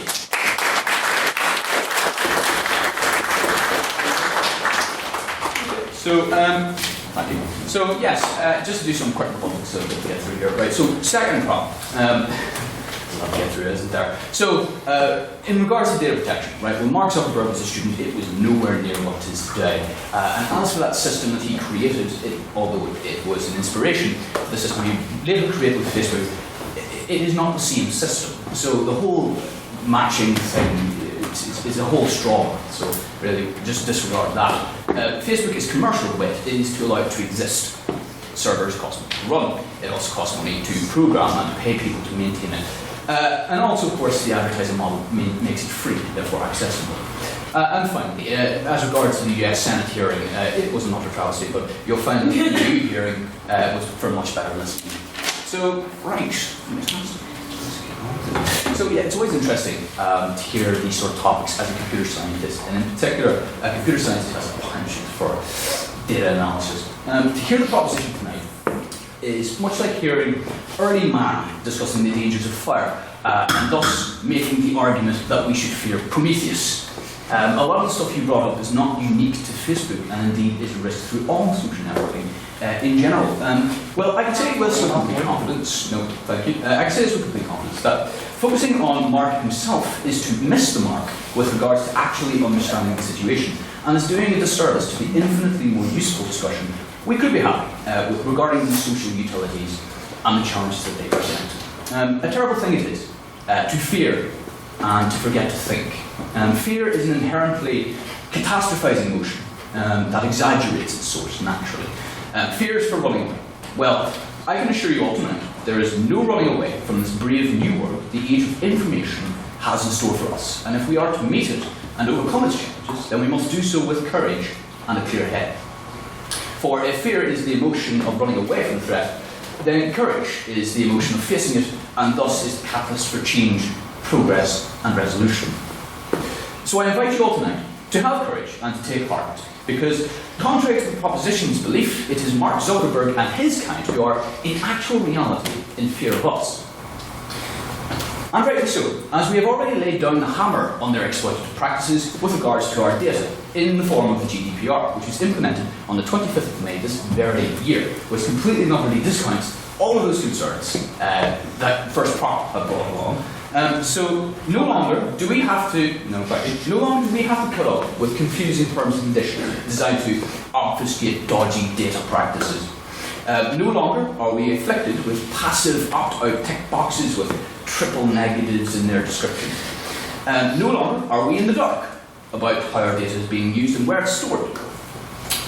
And most relevant to our Zuckerberg concerns, as the prop brought up, no longer can unscrupulous companies such as Cambridge Analytica exploit our Facebook data for the purposes of manipulating election results without severe penalties and fines. No longer do we have. Yeah, go for it. I feel like just this is relevant just generally that fines have very seldom proven to be any kind of disincentive when it comes to electoral meddling. You know, there have been fines levied for any number of electoral fraud incidences, both in the 2017 general election, the 2015 general election, and the Brexit referendum. And it's and people just keep committing it as you go. If you win, yeah, I get the point. Yeah, I get the point. Thank you very much. So yes, that was before GDPR. It's about recognising the importance and indeed the worldwide and global implications of general data protection regulations have been brought in later, the 25th of May this year. All of that happened before then. We have already moved on from that. We have already addressed much of those issues with this legislation. And we have this badly needed data legislation because we demanded it. Our regulatory bodies heard our concerns, saw the abuse, and acted accordingly, tightening the leash on these companies. The regulation was implemented and is enforceable worldwide, so there is nowhere to run. We have the right, we have the power, they answer to us, and it's important to acknowledge that fact in the face of fearmongers and doomsayers who will tell you otherwise. You do not beg for your data or for what you want to see, you demand it, and the legislation is there to enforce that. No thank you. Of course, our work is not yet done. Indeed, the work of progress and improvement is never done. It's a constant process. We still have the issue of the pervasive and irresponsible misuse of algorithms which control what you see online, which can act as a soft form of censorship. This may be most visible to you on YouTube, where full-time content creators on that platform are having their livelihoods threatened or destroyed via rampant demonetization and deprioritization of their content through reckless implementation of algorithms. This is a serious issue, and on a platform such as Facebook, this can lead to all sorts of Orwellian consequences, which is where the tireless work of both government and non-government regulatory bodies from across the globe come into play, as well as activist groups such as the EFF, which is the Electronic Frontier Foundation. If I were to propose my own solution to the problem, that particular problem, it would be to redefine these companies as a public utility to address that open platform publisher debate with regards to censorship potential. I say this as a proposition. You fear because you don't know your rights. You fear because you haven't bothered to check who is fighting in your corner. On that point. No, thank you. You fear because you don't really have any solutions. You fear that which you do not understand, and this lack of understanding is enshrined in your witch hunt against a single man who is 28% of his company, and indeed is subject to the whims of his investors and the iron boot of regulatory standards. In a time where there are greater issues at hand, such as continuing the fight against TTIP and its various reincarnations, and indeed net neutrality and all the rest of it, it seems a strange hill to die on to preach fear of a single man subject to the law as much, if not more so, than anybody else here. We are a debating society, but more than that, we are a group of informed, passionate, and intellectually rigorous thinkers who are the harbingers of change in our respective fields. We're not shrinking violets in the face of what we view to be unjust or wrong. We act, for we all are, in some way or another, activists. Fear is not an emotion to adopt, but to overcome and eclipse with the magnitude of our courage in embracing the challenges of our world. This House does not fear to ask the right questions. It dares what others don't. This House does not fear debate, and demonstrated that even when this very province was on the brink of civil war. This House does not fear to challenge regimes who oppress their people. This House does not fear to take corporations and their actions to task. This House does not fear any man. And you can be goddamn sure this House does not fear Mark Zuckerberg. Thank you.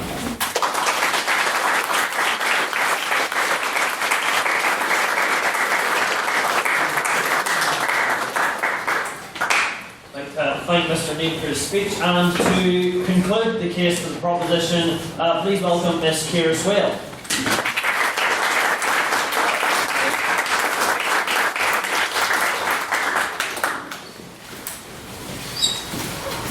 Right, so first of all, I'm going to address some of the arguments made by the op tonight. First off, pretty much said, you know, they don't sell your information, they don't sell this. Well, let's face it, how then do they make money? Because they're a free service that they're advertising. So what that basically means is they have a little profile of you that they send to advertisers, that they know what you've searched and they know what to advertise to you. It's the reason why when I looked up corsets last year for a dress I wanted to wear, I am still getting corsets advertised to me to this very day, even though I do not want them. And also, you basically said about the Cambridge Analytica scandal, about how they lost so much money. Well, guess how long it took to recover all that money? 8 weeks.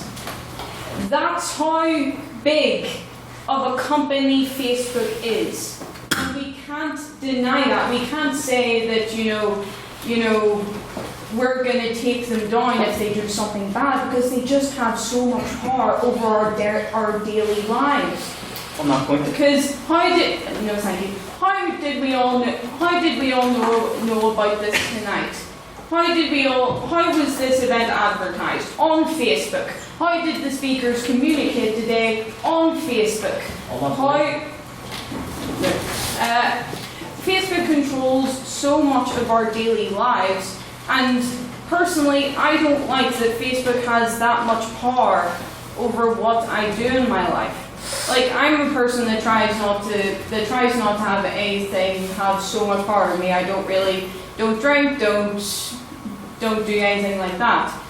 But Facebook is such an integral part of all of our lives that we need to consider this. Point of information. The proposition introduced in Facebook is synonymous with Mark Zuckerberg, but did not concede the differentiation that the opposition made in that Mark Zuckerberg is not Facebook and vice versa. Yeah. But that's the thing, who created Facebook? We can't really just go, right, Mark Zuckerberg isn't completely responsible, because he created the thing that we are talking about to this day. And, the fact he only has 20% of his stock shares, well then, if he's not a voice for the company, why was he the one saying in front of the Senate? Why wasn't the person actually responsible talking to the Senate? No, thank you. And also in terms of the law that Brian pointed out, basically there's another law that has come into play recently, which is the correct me if I'm wrong, the Freedom of Investigation Act, which pretty much allows governments and the police to look into your internet history. And basically, yes, Facebook are bound by some ways to protect that data, but the government basically has an act now that they can look at your search history, they can look at anything. And Facebook has basically set this precedent in our society that privacy isn't a right anymore. That privacy is something that, it's there, but that's not properly a right anymore. It set the precedent that basically our information, on our actual profiles, is basically going to these third parties, so that and it's opened up an avenue to be investigated against our very will. And people need to realize how much information they actually have. Like, for example, the fact that you can delete your Facebook account, but then you have to delete your Instagram account, and you also need to delete all of the accounts that Facebook actually owns.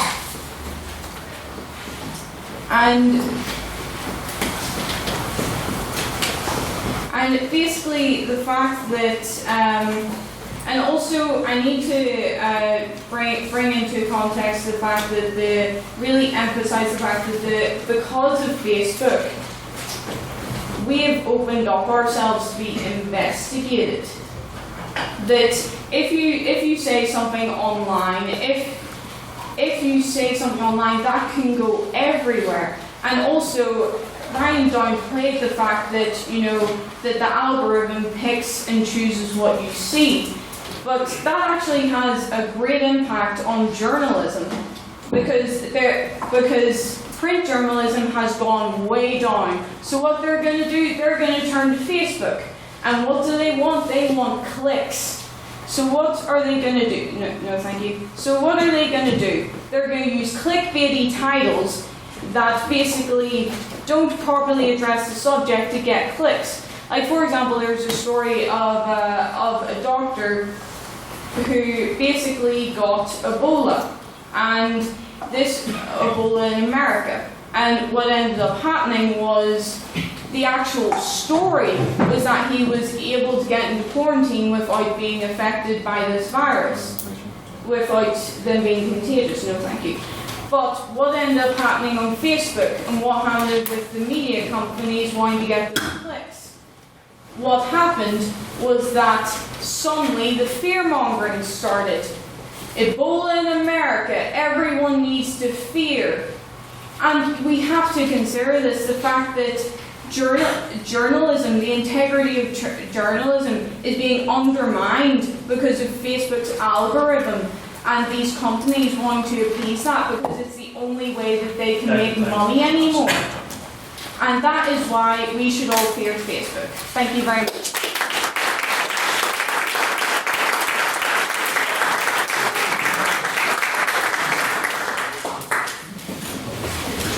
Thank Ms. Swale for her fine speech. And on a side note, if Jack Patton knocked over his bottle, feel free to shame him publicly.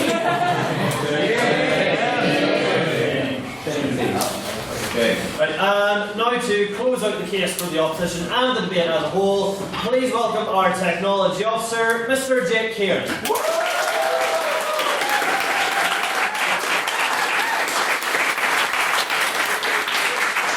Evening, everyone. Indeed, shame for Mr. Patton, and I'd like to congratulate Ms. Swale on a fantastic speech on fake news, the problems facing us on social media, and just about every issue we face in our modern society aside from Mr. Zuckerberg. Quite simply, it's the issue simply the model that is used for every website. Google uses it.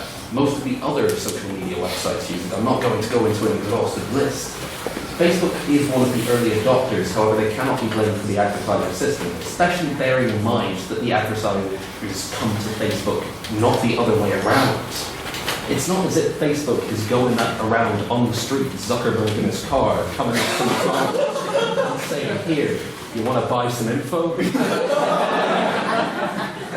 So you want to know what Jake was doing last Saturday when he looked up tickets for a concert? I know what you're doing. So, essentially, the opposition has attempted to make the point that fear is not the answer in the face of Zuckerberg, a man who can't even smile correctly. I believe that a man as pathetic as to create an app such as Face Mash should not be feared. Now, that is perhaps unfair to judge him too much for Face Mash, as Face Mash is essentially a grey area in that early period of the internet. It was misogynist, yes, but we must bear in mind that people weren't aware of the reach they could have in that era, and it was probably intended as an inside joke for him and a few friends.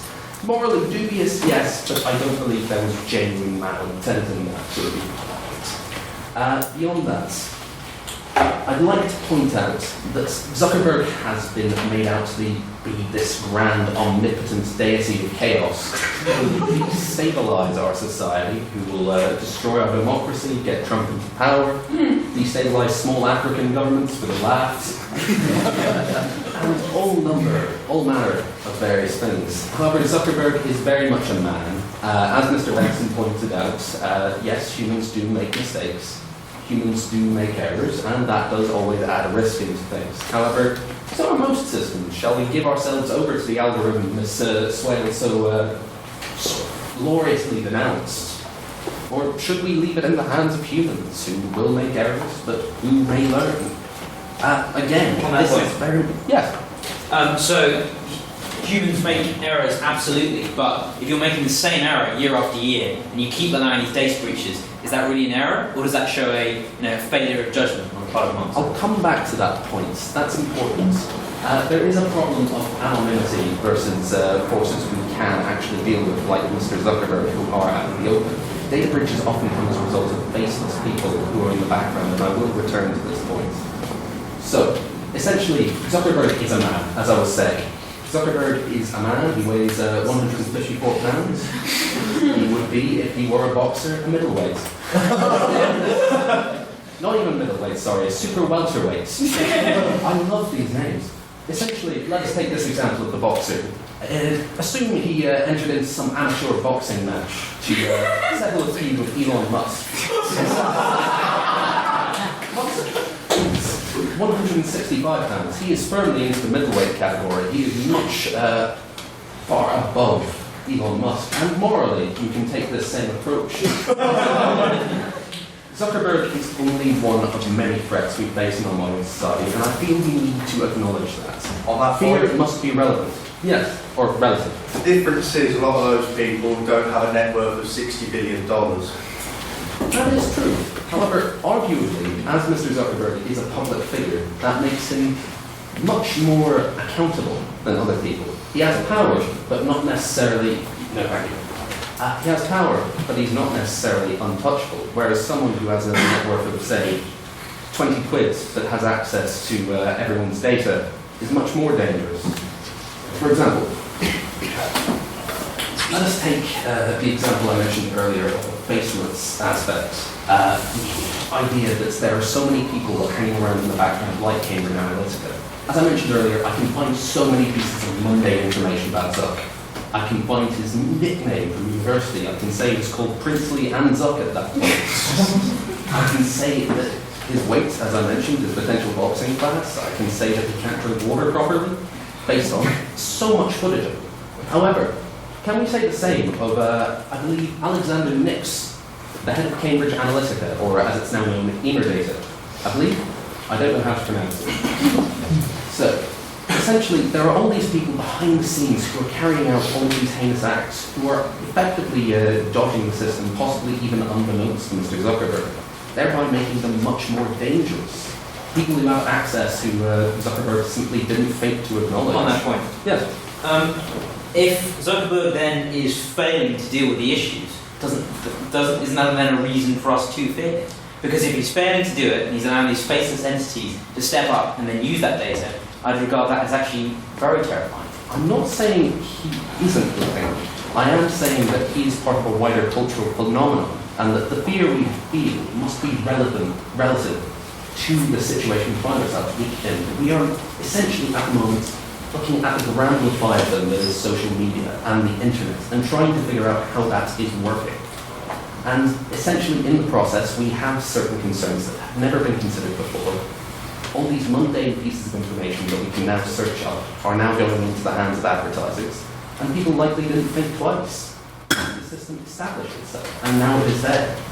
So I ask you, protect myself. I ask you, please, do not fear the internet. Do not, as Mr. Bryson pointed out, descend into Alex Jones-esque conspiracy theorists, ranting about the immortal God being Zuck. Instead, embrace this new world and attempt to figure it out as we go.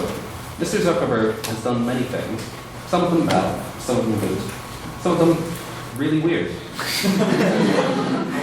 He is just a man, and he is merely a cog in a grand machine.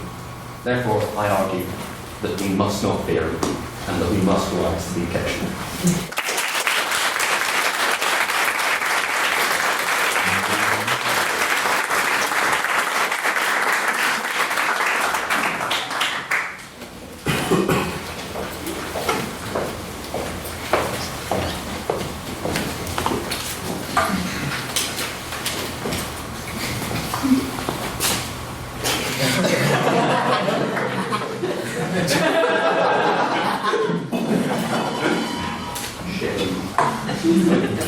So, we'll move on now to a round of questions. And as always, please give a round of applause for everyone who spoke tonight.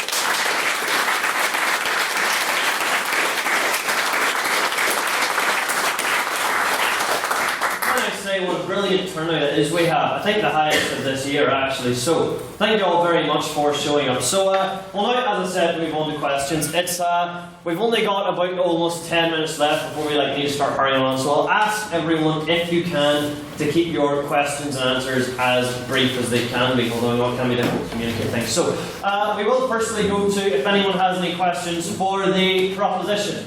Mr. Nairn. Right. So, Facebook is a business, and as we sort of accept, it's a business that needs to make money and a business that needs to keep the servers and the lights on. Would you therefore not accept that by using this free service, part of the cost you are paying is the fact that your data is being used by advertisers? And from proposition, wish to respond? Yep. So, absolutely, I'd accept that it's a business, it's a free business, and that's really, really good. But it is one of these things where, yes, I'm very willing to give up my data to Facebook, absolutely, if they want that data. But then, without explicit consent from myself, I don't think it's fair then that my data is then transferred and used by other third-party platforms, and then even the data as well of my friends and those that I am linked to is also used. I think that's completely immoral and frankly outrageous. And can the opposition respond? Sure. Sure, I would agree with that 100%. And it's also worth pointing out that it is with consent. It's illegal, incredibly illegal, and incredibly dangerous for the company to gather data on you that it's not authorized or have consent to do so. It will not do that. Also, when it comes to advertising, how that actually works is that they don't actually give the information to advertisers who then advertise to you. What happens is that advertisers throw their ads to Facebook, and Facebook within their own selves decide which of those ads that they've been given to show to you. So your data never leaves Facebook. They have the consent for that. So just refute that. But yes, otherwise, yes, indeed. Consent is the word here. And you are consenting. And you do know what you're consenting for. It's in terms of conditions and it's clear. And any questions for the opposition? Mr. Clark. It's just the opposition seems to paint governments as some sort of solution to their problem of Facebook and other social media entities gathering data, especially highlighting GDPR, a new EU law. But we've seen with the Snowden leaks, Edge going out, and Prism, that the Five Eyes countries and all the others spy on us through these cooperating platforms such as Facebook, and that is also a danger that's not been addressed at all. And the opposition respond? Okay, well, there's two parts to that. GDPR is enforceable worldwide, actually, so it's not restricted to the EU. It can also be used in American countries, wherever it is being used. So I don't exactly agree with that. Also, in terms of government solution, it's not just government bodies that are doing it. There are also activist bodies and activist groups who fight for net neutrality, who fight for against THW, transatlantic partnership. It's bad. At any rate, to tackle the second part of that, which is to do with government spying, what on earth's that got to do with Mark Zuckerberg? That's not Mark Zuckerberg who happened. We don't fear Mark Zuckerberg. That's fear of government control, which is a separate issue in itself. Facebook, of course, is beholden to the laws of government everywhere else. And I would share your misgivings with regards to government surveillance, but it's worth noting that there is a world below the world that you see, which is the world of intelligence communities, it is the world of Secret Service, and it is the world of special forces. That has always been there, it's always been the undercurrent, that's not going to change. In fact, it's going to grow in the age of information, and it will present new problems, but it's not relevant to Mark Zuckerberg specifically. And we'll now take if there are any abstaining questions. These are maybe I forgot. Whoa, find myself. Sorry. I'll tell you what Mark Zuckerberg has to do with it. He created the thing that allows the governments to do this. That's how he links to this. That's why we can't just go, right, we're only talking about money. He created the thing that has led to all these problems. So I think it's a bit reductionist to not mention Facebook and the problems that has occurred with it. Okay, and we now will go to any abstaining points. These are points which are for neither side or for things that you don't feel were addressed on the debate as a whole that are directed to either side. Mr. Doherty. This is sort of two questions in one. So, His name was mentioned by the technology officer there in his lovely shirt. So quick question for the proposition. Surely we should fear Elon Musk more than Mark Zuckerberg because he's got a net worth of 20 billion and he's done mad things like go out with a girl who's 17 years younger than him, fly cars into space with David Bowie songs playing, and flamethrowers. What? You need flamethrowers.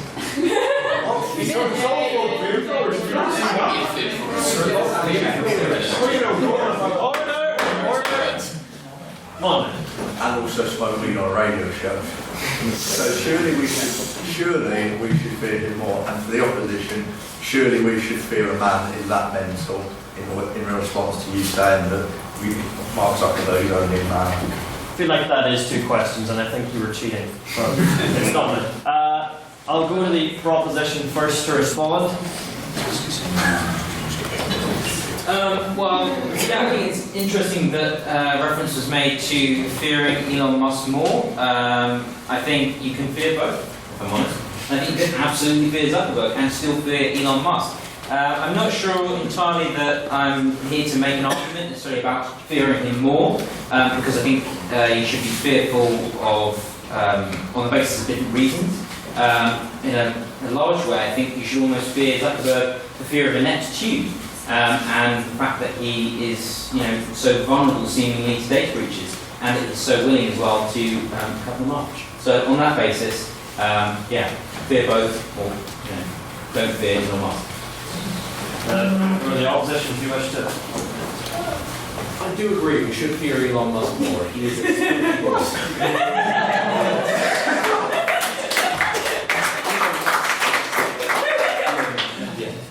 We'll roll with it. Essentially, what we were arguing for is that fear should be relative and proportional. It should take into account the context of the situation. Suppose you're told you have to fight a really ugly dog.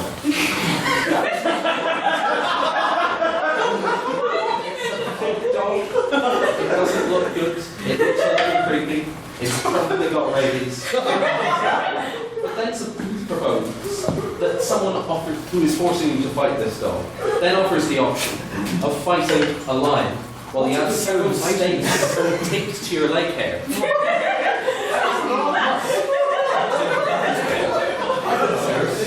Under this circumstance, that we should go with the ugly dog.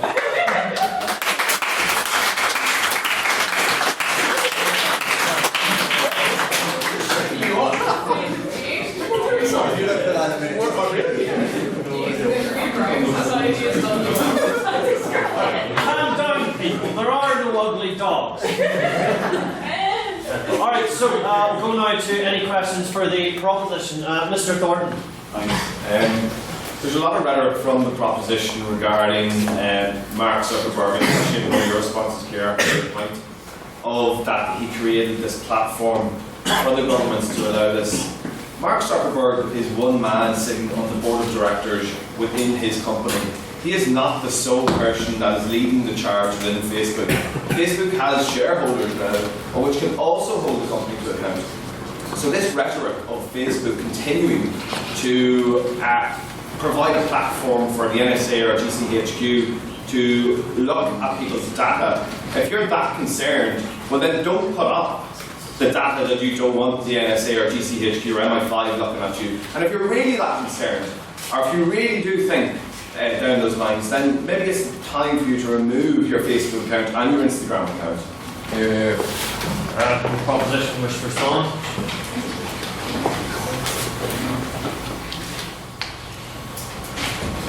Respond.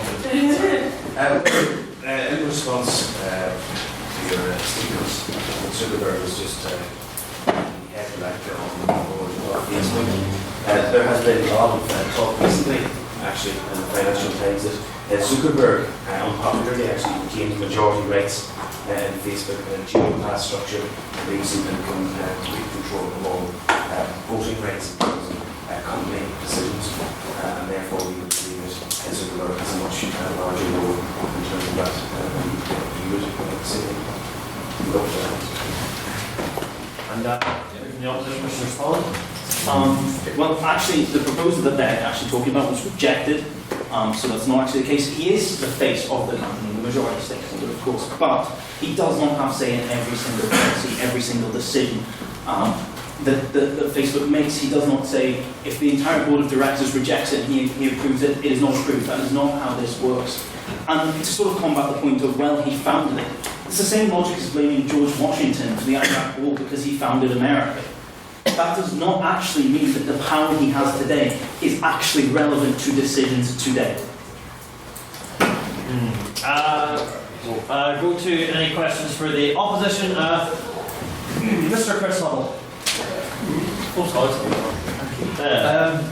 So something that was like briefly mentioned by Edmund was the fact that as a man, if you separate him from his company and whatever dodgy policies or any good things that he's done as part of that, he is worth 60 billion. And recently, like Jeff Bezos basically set the minimum wage in America at $15, and he has the power to do that because he's got such a vast amount of wealth that he can basically determine policy just by setting it in his own company.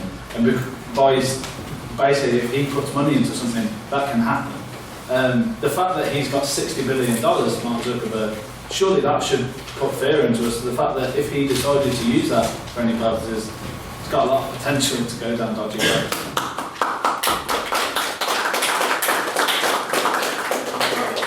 First off, he doesn't have 60 billion, he's worth 60 billion.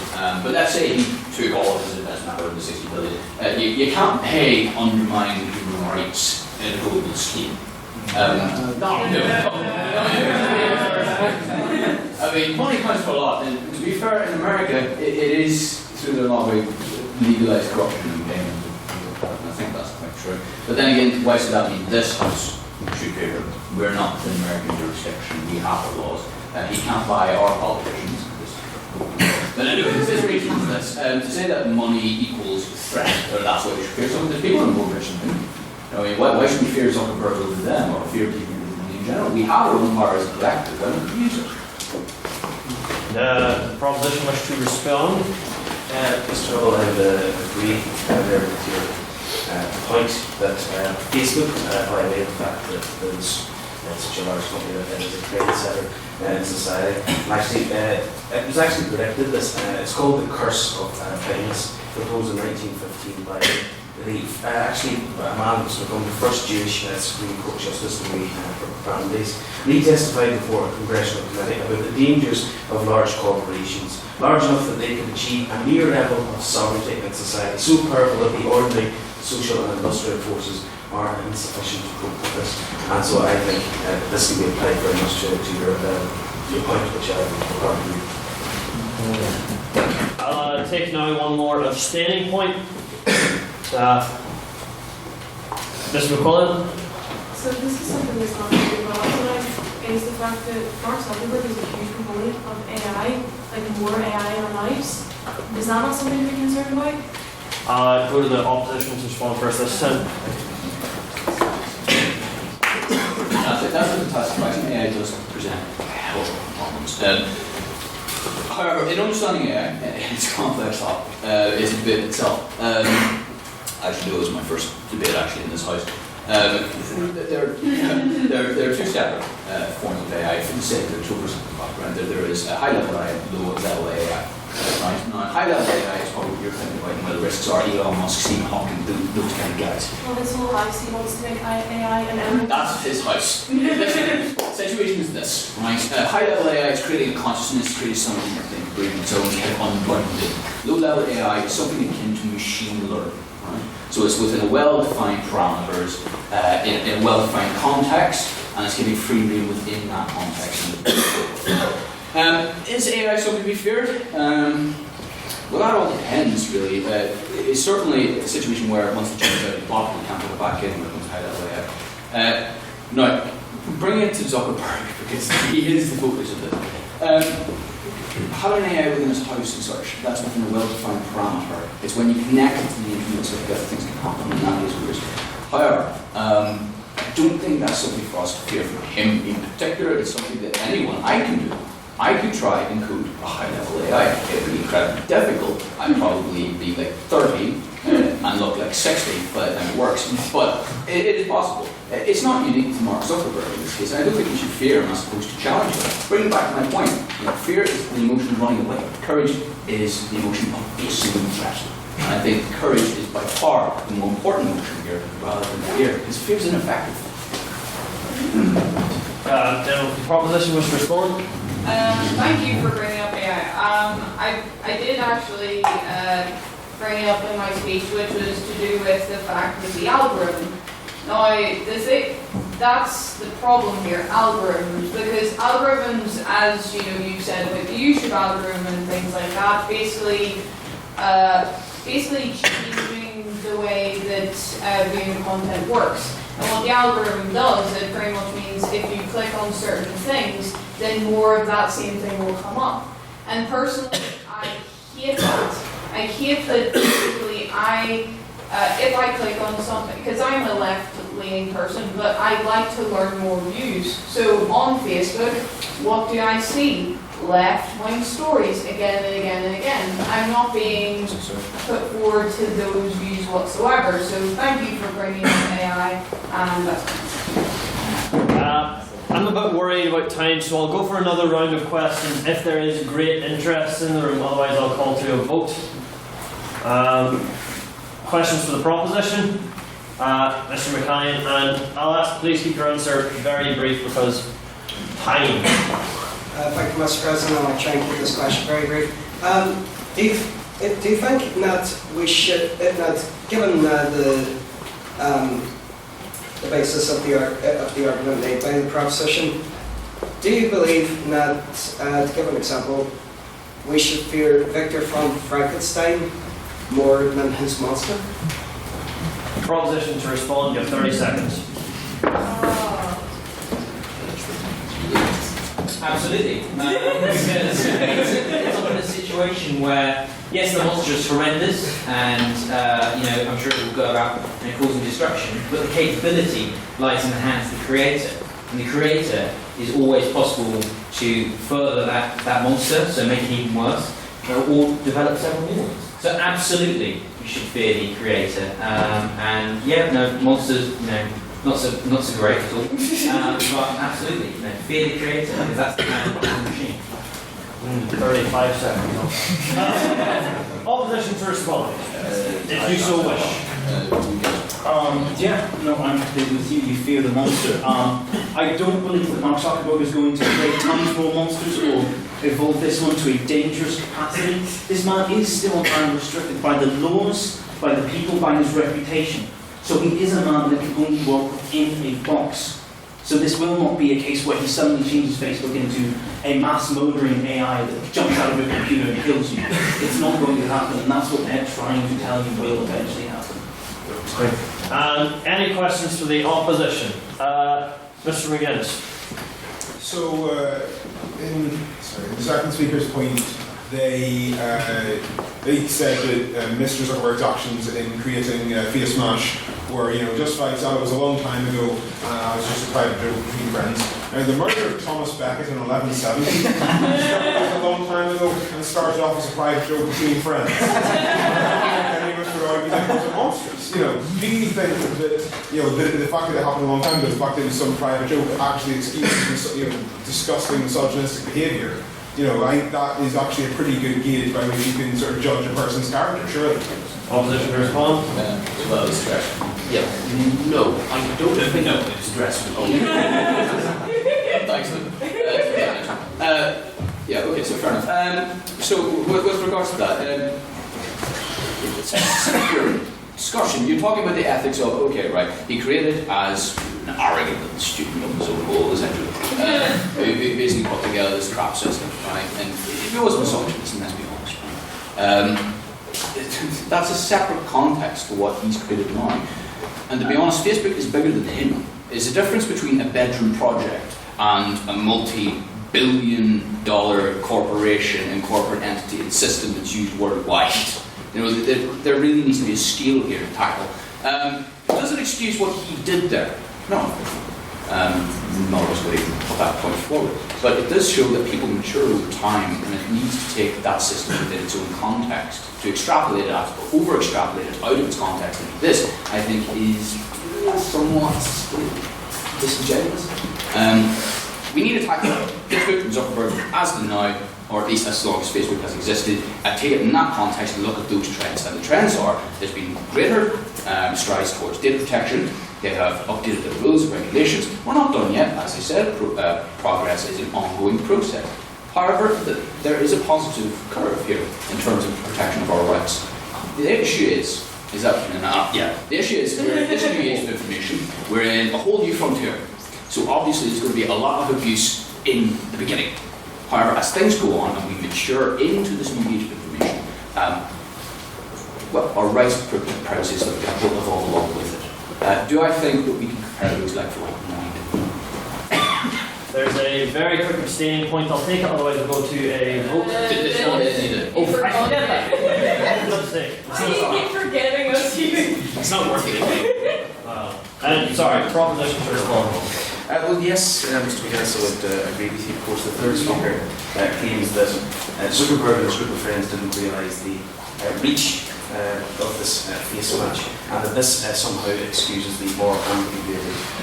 And yet, the Harvard's principal student newspaper, the Crimson News, investigated journalism to report that on the day after its launch, Zuckerberg's mailing list of connections to the website was inadvertently sent to a third-party user, and as a result of the site, it was actually visited by 450 people between the hours of 10 a.m. and 10 p.m. who voted at least 22,000 times. So certainly, this was, although it was a bedroom project, it had a huge scale, a huge impact, and I would also emphasise that the ends don't always justify the means. Now I'll move on to one final abstaining point before we go to vote. Yes, can we get your name for the minute? Sorry. Just on kind of similar to your point, money-wise, I'm assuming Zuckerberg has a fair bit of money and he enjoys that. And recently, because of new technology, a lot of the wealth could be distributed in these secret kind of things, because I don't know how much technology is worth, and before we knew how much oil is worth and how much material things are worth, now we don't know. And so, doesn't Zuckerberg kind of represent this idea of social inequality? Because he's made money quick, and then, so he might not gain much off it himself, but he symbolises quick money, and I think that is a problem in terms of economic inequality in the future. Proposition first, 30-second answer.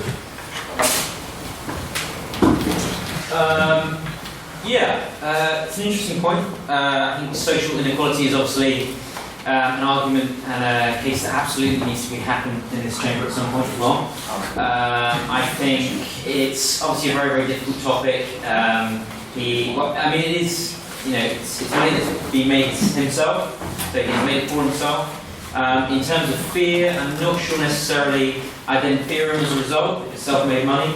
But I think you should fear the capability, because especially in the States, it's now a system where democracy effectively is funded, and sponsorship is incredibly important. So perhaps we should be thinking about social inequality in terms of how much sway he has over the electorate and how much sway he has over the United States democracy. Well, for that, I say that's completely speculative. There's no objective basis for that. He has not done this. It was Cambridge Analytica who did it with his site, and not with his permission. They stole Facebook did it. But anyway, getting to your point very quickly, the social inequality part. And you say that about any rich person. You say that about anyone who's doing business in the rich. To be honest with you, I look at it in more hopeful terms, because it shows the potential that technology has in software, and indeed software solutions have, to take someone with just a bit of code and an idea and an initiative and make something much bigger and much larger. I think that's a good thing. But in terms of the social inequality and all of this, or economic inequality, I don't think that's unique to Zuckerberg. I don't think we should fear Zuckerberg in particular to that. I think to fear him is to miss the wood for the trees sort of thing. I think it's the system itself rather than the single component within it. Okay. It's been a long evening, but now it is voting time. Please look around for your membership cards as we go for the vote, please. we will. Yeah, so Glasgow has procured the cards and we are indeed willing to pay. Can people who have the card currently vote? Yes. Fantastic. You know what? Since we are in a difficult situation with cards, and I'm sure there are people here willing to pay, I'll suspend that for tonight only because we're in the situation where we didn't have the cards we want to have. So if you do have your card, put your hand up. But tonight, I'm just going to say that. So, right.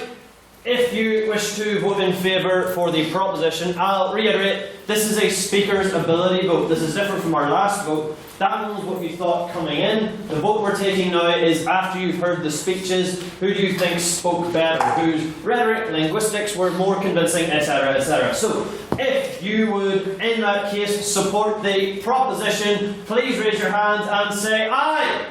Aye. You go for yourselves. Oh yeah, that's actually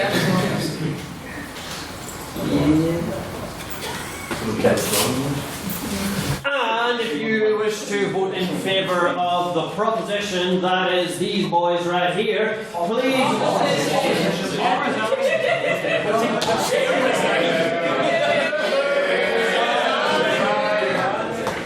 Take the boss on. I said. No, you said the recording's not out yet, though, is it? It's not. Who's presiding? Is it not like Is it like on Facebook? On Facebook. Here, Zuck knows, right?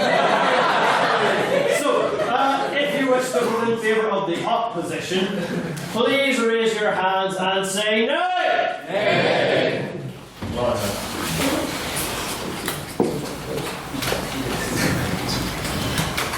There's a few outside as well.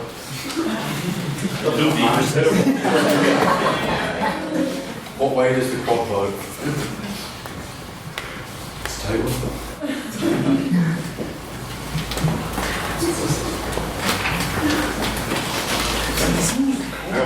Yeah. Okay.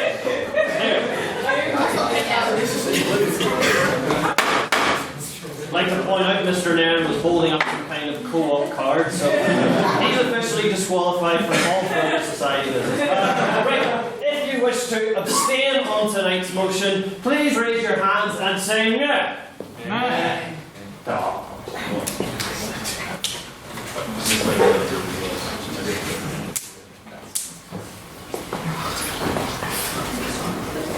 12? We'll go with yours. You're smarter than I am. Right, so, Matthew Bradley, if you would please read me back that vote. I'm not taking the pressure this time.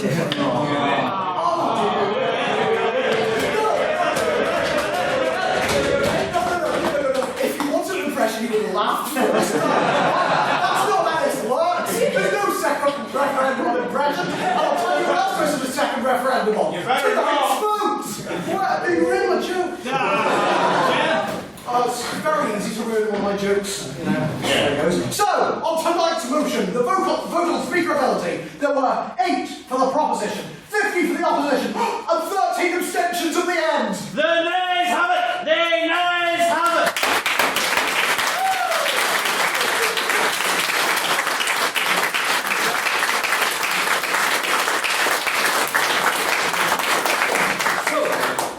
Before we leave, please everyone remember to like our Facebook page. Also, Twitter, Snapchat, Instagram, the works. So we are, as always, going to Lavery's Bar to adjourn. Follow our social officer, Mr. Edmund Dominic, or our other council members there. And next week's debate is this house believes Christianity is a valuable part of our culture. It will be happening here. Do not miss it. Look out for further details on our special events coming up. I declare this meeting